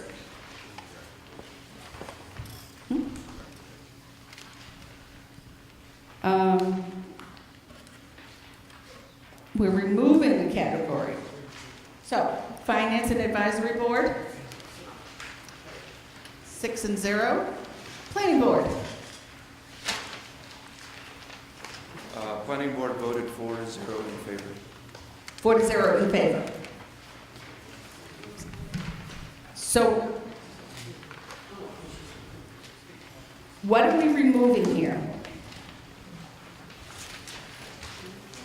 What is occurring is currently in the use table, there's a category called other uses. And it is confusing and it is harder to understand when someone comes in for a permit at exactly other uses. So what is occurring is that we have gone through the public hearing process and determined with the zoning code enforcement officer better existing use categories for these to be moved to. Out of the category of other uses, they're being moved into business use, industrial use, and rural uses. So they're better for developers to understand the uses and how they'll be considered through the permitting process, as opposed to other uses, which seems arbitrary. Okay. Other uses is kind of like, et cetera. After 19 years on the zoning board, I do understand that part. It does require a 2/3 vote. Any other discussion? All in favor? Opposed? I don't see any opposition, so I will call that unanimous. 29.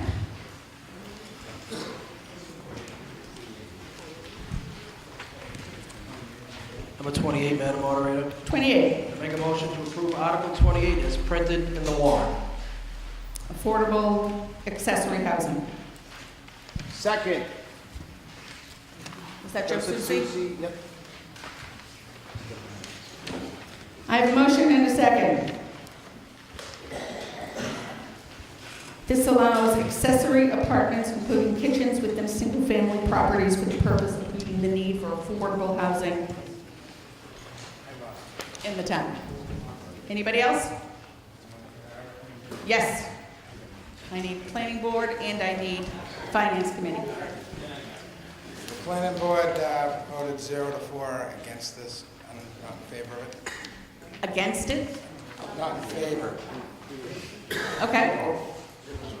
6? Yes, 0-6. Not in favor of it. Okay. Would you like to explain why? Okay, after it was explained to us what affordable housing task force and the housing numbers and getting the permit and the zoning, it was felt by the majority of us that it was a little bit, it needed a little tweaking. And it should go back and work on a few of the aspects of it, the zoning and the affordable housing task force. Need to kind of sit down and come up with their plans on that. Speak to the microphone, please. It was after our meeting with the town planner and the explanation for this article, the majority of the board felt that it was very complicated, complex, and very confusing as to just what affordable, putting an accessory apartment in your home was going to require. And it needed a little bit tweaking, and the zoning board and the task force should get together and bring it back another time. Thank you. Okay. Sometimes the first time people put things together, that just doesn't quite work. Yes. Matthew Martin, 158 George Street. Represent the Affordable Housing Task Force. We worked with both the zoning board and the planning board with drafting this proposed bylaw. Much of the bylaw tracks exactly the current bylaw that exists for accessory apartments for people that have another person living in their home that's a family member, so relationship by blood or marriage. I'm not sure how much the town is aware of the requirements of the statute 40B for having a certain amount of affordable housing within a town. Anytime the town dips below 10% of affordable housing, they are subject to a 40B development, which the town loses much of the control over approving various aspects of the development. This proposed bylaw would allow the town to possibly increase the number of affordable housing units in affordable housing stock with no financial cost directly to the town. Most of the projects that we've been looking at as far as the affordable housing goes for the Affordable Housing Task Force range in the range of anywhere from $20,000 to $50,000 plus per unit. This would have no net cost to the town to add a unit to the SHI. We've proposed this as an opportunity for the homeowner to receive some benefit as well as the town to receive some benefit with very little cost involved for the town. Thank you very much. Next. Elizabeth Lowell, 4 Jewett Street. It is my understanding that these units will not count toward our inventory. The process for having a house or an apartment selected into the affordable housing inventory requires a ginormous legal document, and it required, at least in the past, that DHCD come out and review and approve the sites. Now, this was a very long time ago that I was involved in this process, but it seems like by Georgetown stating that we've accepted these as affordable housing units, that it's not going to just happen. So I'm concerned that because we say it meets this inventory, that the state is not going to approve it. Okay, we have not heard from the planning board yet, so. I'll yield to the planning board. Now.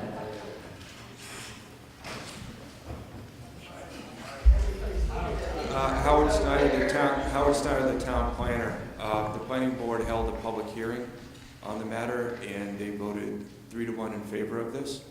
They believe the concept is worthwhile. But there's other members of the planning board here that can speak specifically to their concern. Okay, Tilly. Yeah. This is a... Street address, please. Excuse me? Street address, 10 Ballpate Road. This bylaw is what they call an inclusionary bylaw, and that is approved by the state to do this. And the restriction that we have is a state document that has to be filled out by the applicant who would be willing to do this.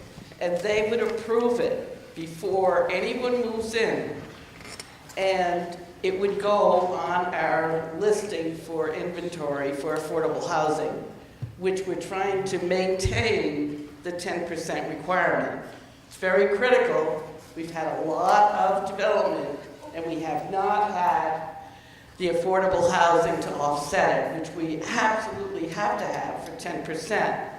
If we don't have and maintain 10%, then any 40B applicant can come in, and the zoning board would not be able to turn it down because they could easily go right to the state, and the state would grant it. So it's very critical. It's an experiment that's true to see if we get the interest and to see how it works out.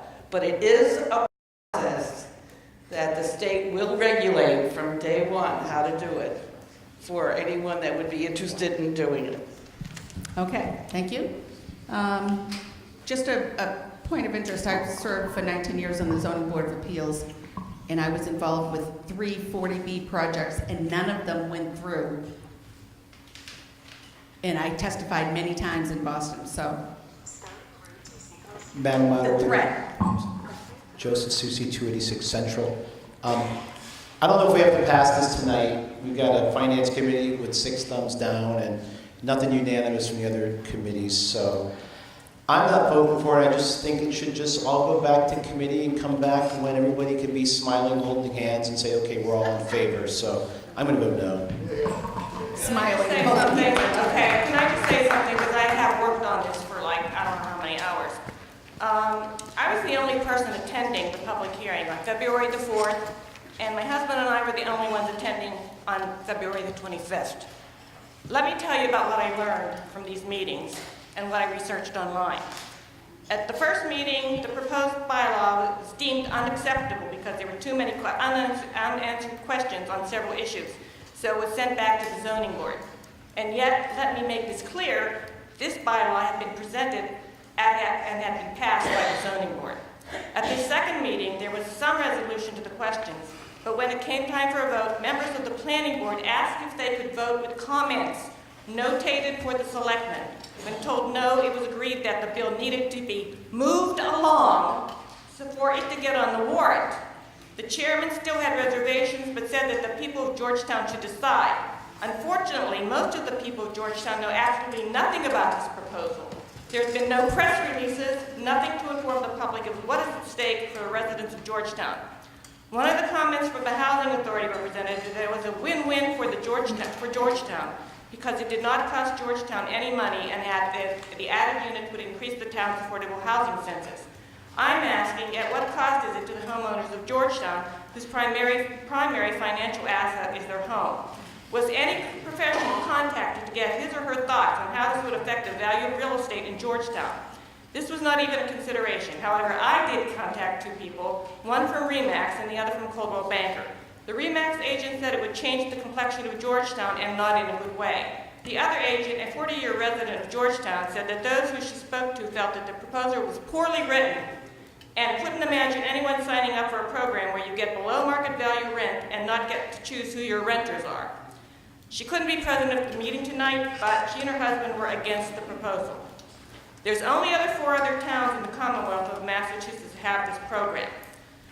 The housing representatives could only name 2, so I looked them up.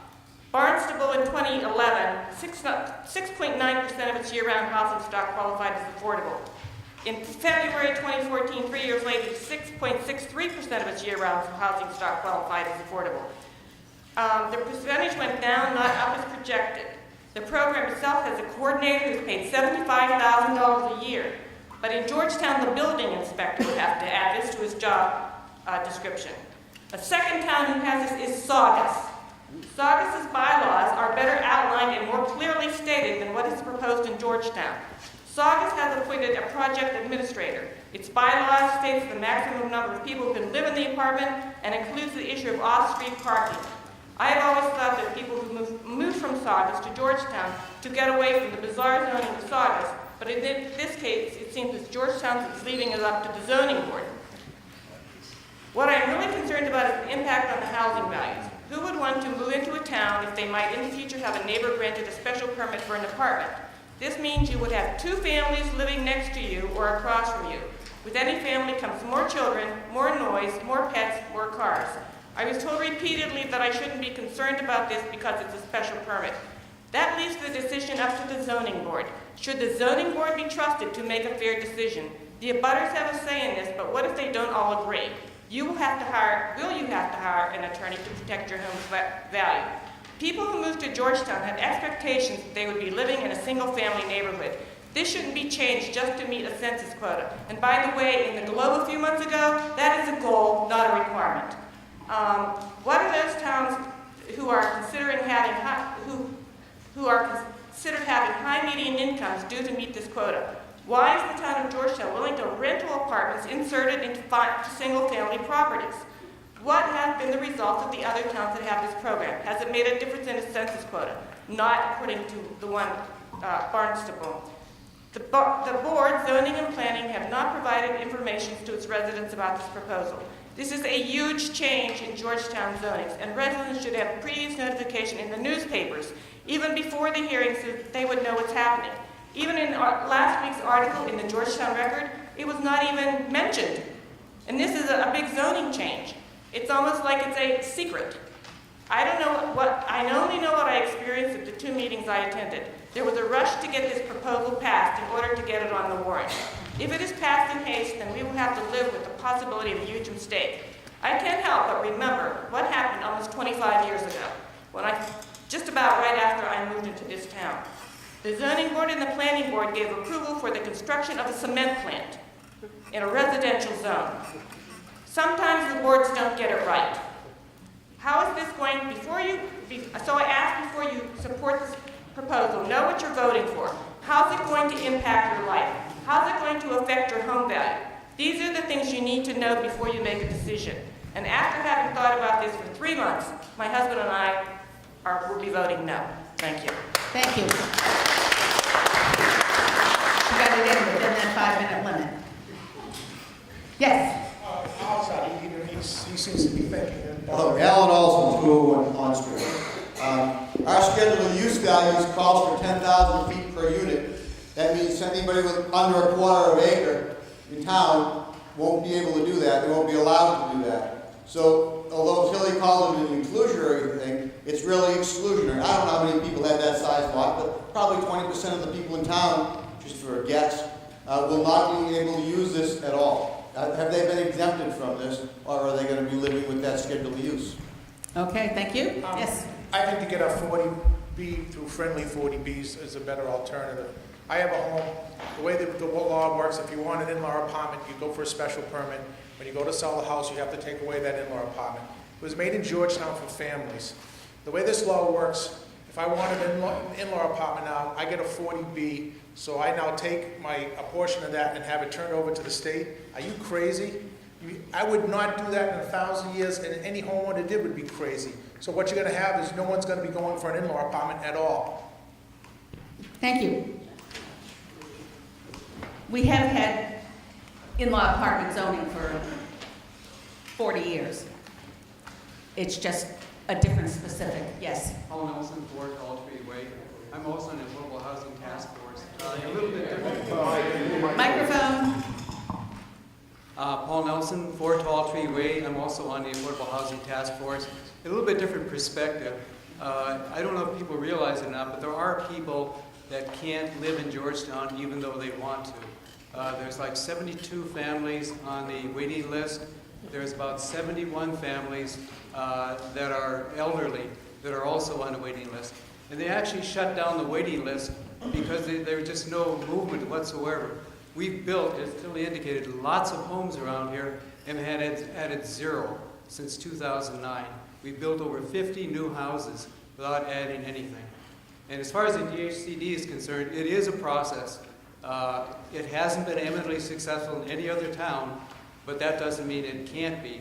There are a lot of restrictions, but everything that you approve, every apartment, every accessory apartment under this bylaw would actually go in the SHI. And 40Bs can actually hurt. I mean, Longview wasn't popular when it went in. And you also have, now you have another 40B possibility on West Street. So it could happen. It could happen again. So these make sense. And mostly what people need are rentals. Most people can't afford to buy the stock that's in Georgetown. It's just too expensive. But they like to live here because they have good school systems, good facilities such as the police and the firemen. Thank you. Yes. I'm Frank Popolo, 129 Bond Street. I'm a former member of the ZBA, current member of the Affordable Housing Task Force, and a spokesman for the repeal 40B effort that you may remember that failed the state government a few years ago. I'm just hearing an awful lot of misinformation tonight. This process that you say has happened so quickly has been 2 years in the making. It's required 2 visits to the ZBA, 2 visits to the Planning Board, and multiple discussions and decisions on the part of the Affordable Housing Task Force to make this go. It was decided to keep it simple because the overriding document here is what's called the regulatory agreement that is approved by the Department of Housing and Community Development. That is what sets the rules and regulations. These properties will be on the SHI, otherwise they cannot be approved. That's one of the requirements of the bylaw. So this is not something that wasn't well thought out and well planned. It has to be left a little bit flexible because it has to ride along with that deed right away. The state will be the one that calls a lot of the shots.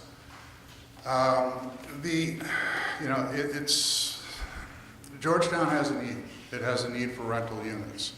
You have elderly citizens that can't afford to stay in their homes. This would give them an option to stay in town. You have young couples that would like to live in Georgetown but can't afford it. This is giving them that option. This will be widely dispersed throughout the town. There will not be a huge rush for this. There hasn't been a single unit approved yet in the state. More and more towns are moving towards this bylaw as an option to give them the units that they need to fight off future 40Bs. I don't know how many of you remember what it was like around here at the beginning of the century when we had 4 40Bs going on in town. It was costing the town hundreds of thousands of dollars to defend itself from these developments. This is one small step in that direction. These units will be almost, you won't even know they're there, almost, to the point that they're part of the house that's already there. They're very limited in size. They can only be a third of the dwelling. There doesn't have to be a separate entrance for anybody unless the homeowner decides they want to have one. I have an in-law apartment at my house. You wouldn't know it's there. So, I mean, to make this out to be this huge monster, it's not going to be that. It's going to be a way for some elderly people to keep their house, because if they can't afford to stay there, they can add an apartment, live in the apartment, and rent the house. The owners will be on the property. They're required for owner occupancy. It's not going to be like these are investors who come in and set up these properties and walk away. I mean, I think you got to look at the good side and the bad side, and I think there's a lot more good to come from this than there is bad. Thank you. Does anybody have something different to say? I have a question. I just want to tell you, I asked a question. Are they going to be exempt from the 10,000? That was what I had asked. Will they be exempt from the 10,000 for the scheduled use? Or will some 20% of them? Yes or no?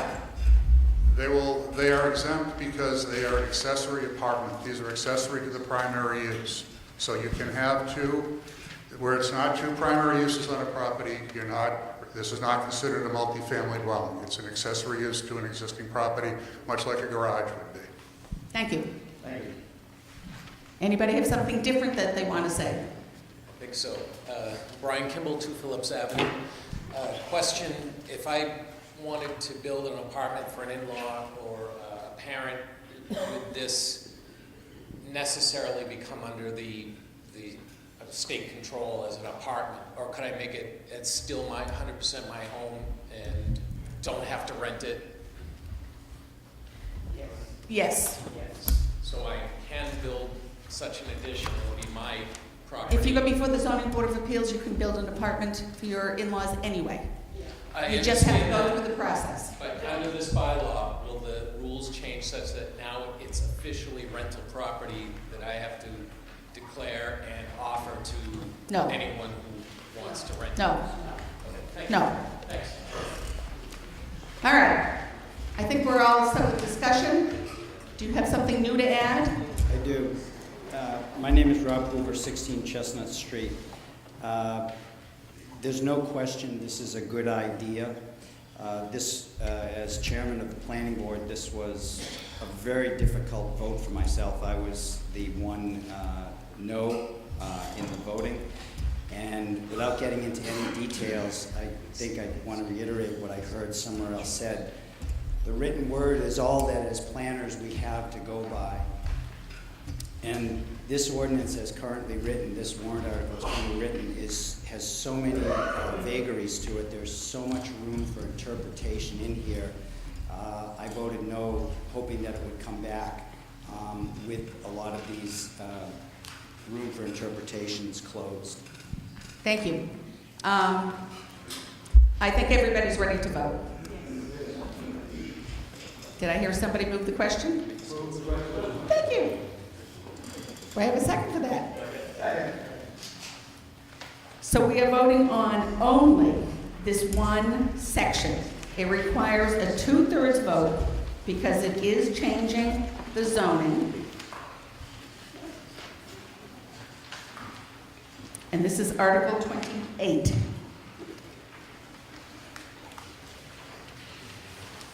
All in favor?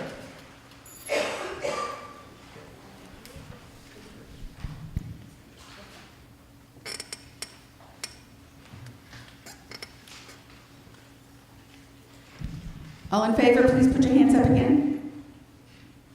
Opposed? It does not carry by a majority.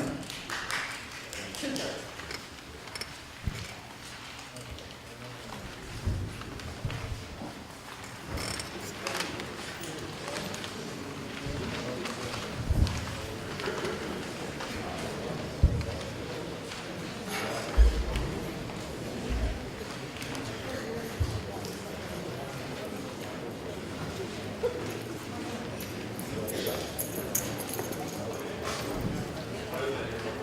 Okay, we only have a couple more, and I do ask that everybody stays through until the end because we do need to keep our quorum.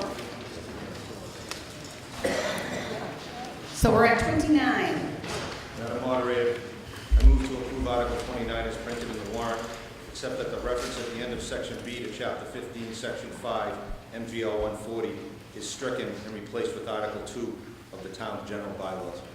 Don Cudmore, 72 Ballpay Road, Police Chief. Second. I have a motion and a second.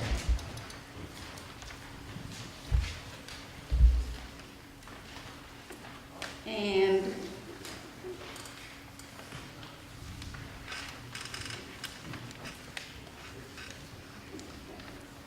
is there any discussion? Madam Moderator, this is an issue we're dealing with in our public parks and our schools. We have several folks, many out-of-town folks who are walking their pets and not cleaning up after them. It's a pooper scooper law.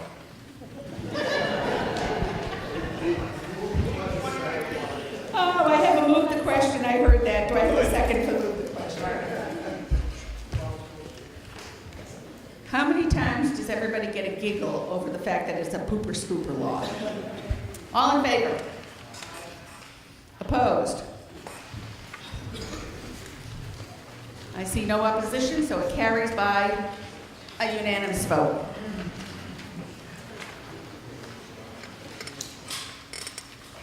Okay, Article 30. This is the gift of land. Madam Moderator, I move to see if the town of Georgetown will authorize the Board of Selectmen to accept for recreation purposes a gift of land shown as Parcel F, having an area of 14.635 acres on a plan entitled Definitive Plan Turning Leaf, Georgetown, Mass., dated October 10th, 2013, and recorded with the Essex South Registry of Deeds in Plan Book 445 as Plan 49, and to enter into all agreements and take all related actions necessary or appropriate or carry out this accusation. Second, Madam Moderator. I have a motion and a second. Discussion. This is the one I expected to have lines everywhere. Yes. Hi, Laura Replier, 7 Thurlow Street. I serve on the Conservation Commission.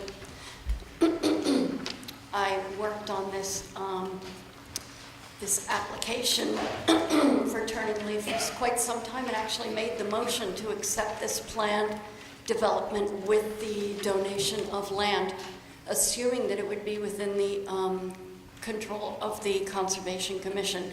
My warrant that I have here says that it is going to be in the care, custody, and control of the Conservation Commission. So I'd just like to, I noticed that that wasn't included in the motion that was made, so I'd like to make that clear. Please. Madam Moderator, that was not included in the motion.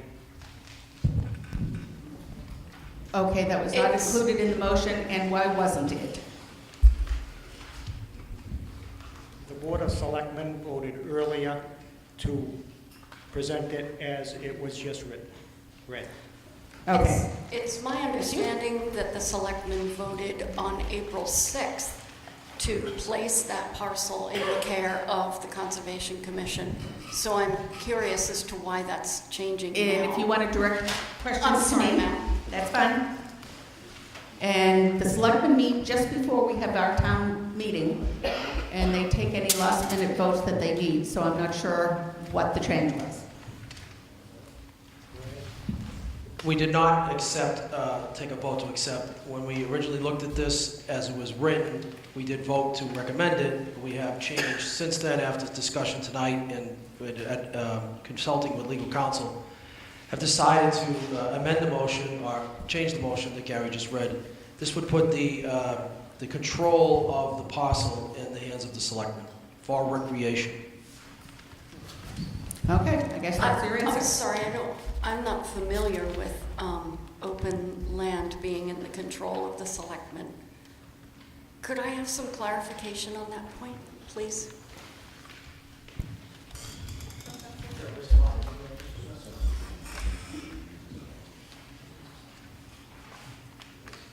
There's no clarification? What does that mean? I'm sorry. So could somebody help me understand how that would be different if the Conservation Commission were in control of that land or the Select Board was in control of that land? Would you like me to answer, Madam Moderator? Go for it. Earlier, we decided to leave it in the control of the Board of Selectmen for now, until perhaps further at another town meeting, we can make a better informed decision as to who we feel this parcel of land should be under the control of. Okay, it seems that this particular parcel of land is up for a lot of questions just from the beginning. So the select board, I'm assuming from what you just said, the select board has decided to take a wait-and-see attitude. That's correct. Okay. Madam Jim D'Amato, 12 School Street. That 14.4 acres is part of, goes underneath the power lines, which would be which someday could be an extension of the rails trail. Well, that being conservation land, that would be very difficult to turn it back over to the Rails Trail Committee. There was also water hookups that would have to go through this parcel if you guys don't want groundwater in those areas. It'd be much harder if that piece of land where the water would be going through is also under the control of the Conservation Commission. We have the greenway, which we're also trying to put in through, and I have multiple potential wetlands crossings that I don't really want to have to do if I don't have to, and there's a potential non-wetland crossing to one of those parcels in that district. So what I think the selectmen want to do is we all want to sit down and decide who needs what and why, and not cause the taxpayer tons of extra money to develop lands that are easily developable now. Thank you. Anybody else? We can't miss you, Ellen. I know I'll be corrected if I'm wrong here, but I'd like to amend this motion. And I would like to, as it was written, just change the words Conservation Commission and add in Park and Rec, and that adjacent landowners be granted regional access through this parcel. The reason being, I don't know, that's I need that in writing, number one, okay. if it's an amendment. And if you have it in writing, then I need a second. The original motion did not include the wording of Georgetown Conservation Commission. So we can't find it, but we don't include it. I think he wants to add it.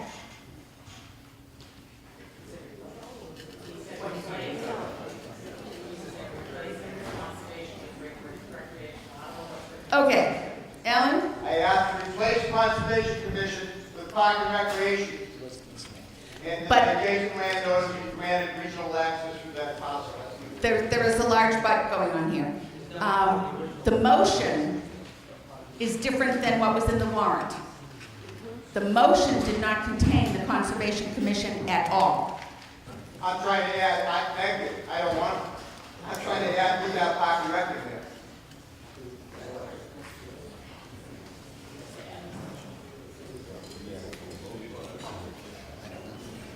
Okay, who has the motion that is on the floor?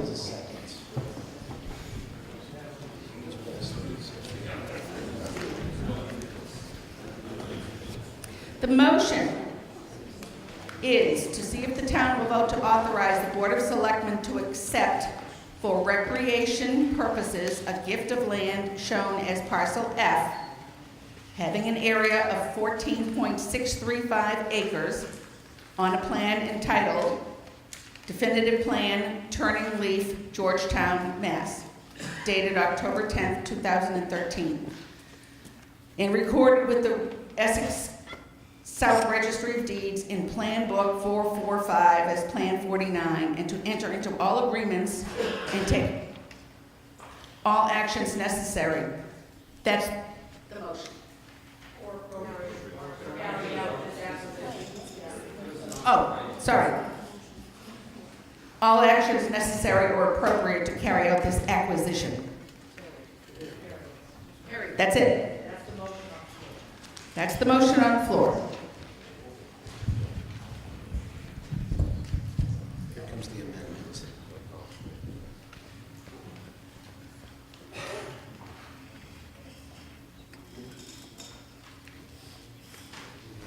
Do I have any discussion on the motion that's on the floor? I think we have an amendment in a second. We have a second? We don't have a second on an amendment. Okay, so, Madam Moderator, Joe Susi, 286 Central, I just want some clarification. As submitted by the Board of Selectmen, this warrant article would accept the land, accept, A-C-C-E-P-T, accept the land for the town, and then basically, I sit on planning, and I know that planning and conservation are like two cats in a bag. And so basically accept the land for the town and then just like have a cage match and fight it out to see who gets control. Is that about right? Pretty much. Okay. Joe. I love it. Two cats in a bag. Yeah.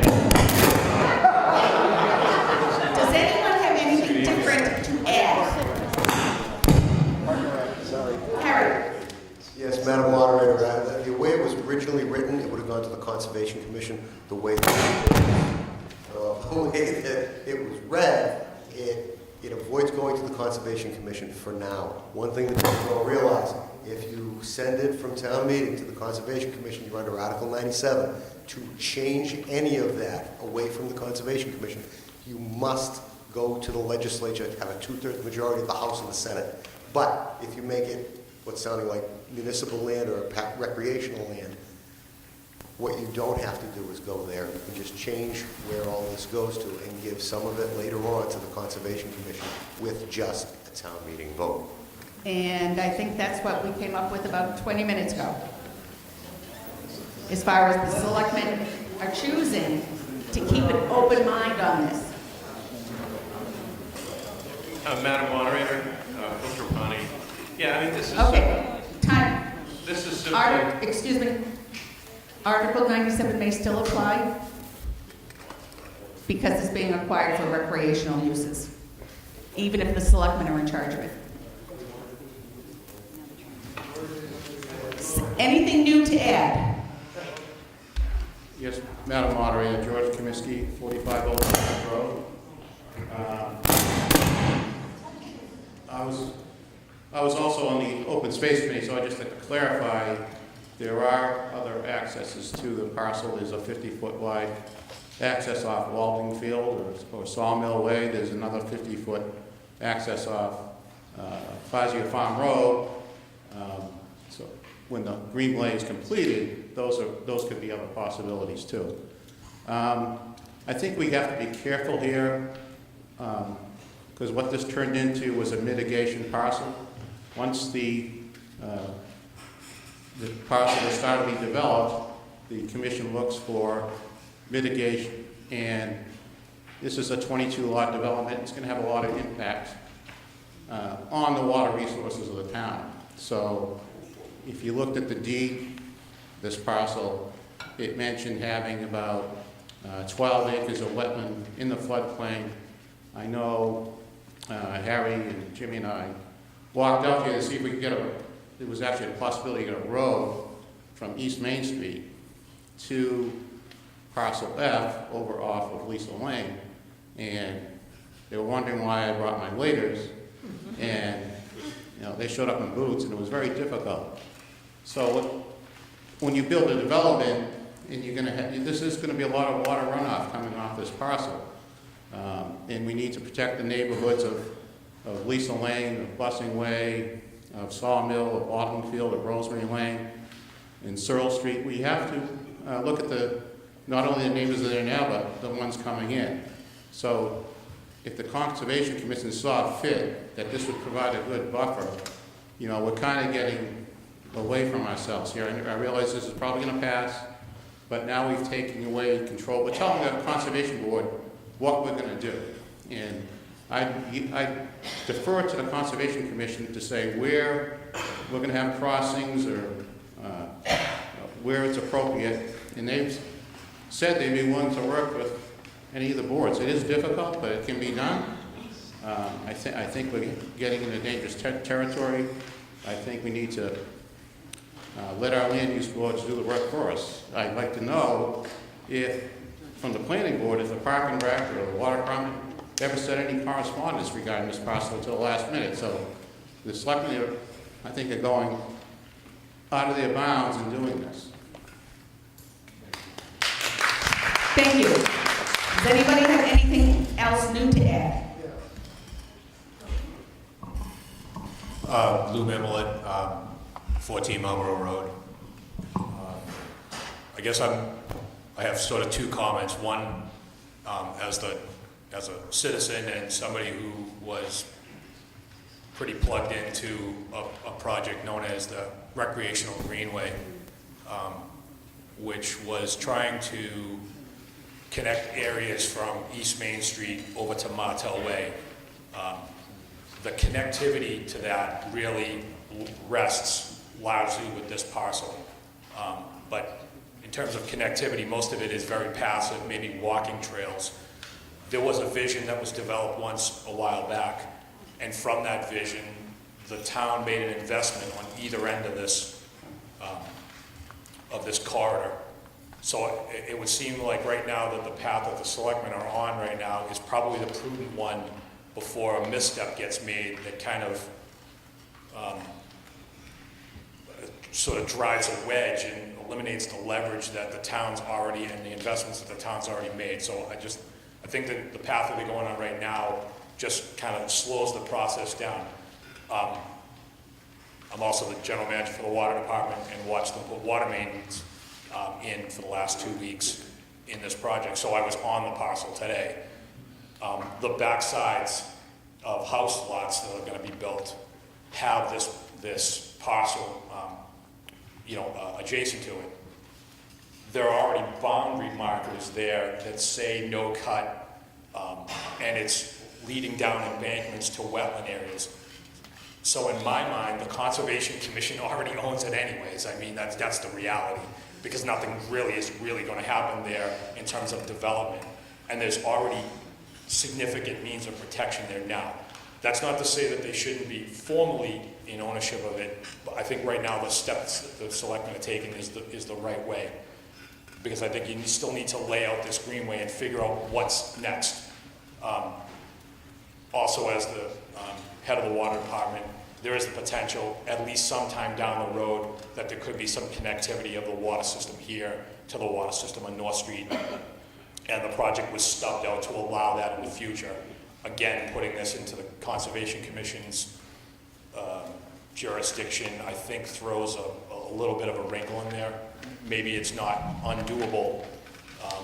I just think the path that the selectmen are on right now is the best way until you can lay out exactly what needs to be done. Okay, thank you. But from a conservation perspective, there's still plenty of restrictions there that give all kinds of... Thank you. Anything? Oh, I have a move the question. Sorry. And I have a second to move the question. Well, there were some questions that they wanted from the planning board. Move the question. Who voted for it?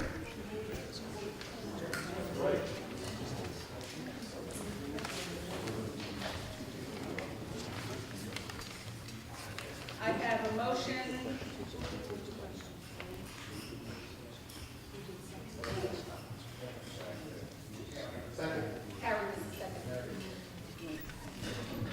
Okay, for us to move the question and cut off debate, I need an all in favor, and it's a majority vote. All in favor? Oh, sorry, 2/3. All in favor of moving the question? Opposed? It carries by 2/3. So we will move the question. Article 30, gift of land, parcel F, 172 East Main Street. As read into the record, not as it appears in your warrant. All in favor?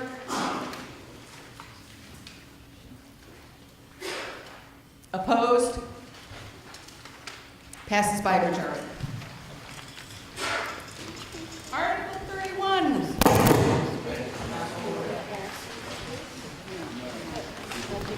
Article 31, there's no motion?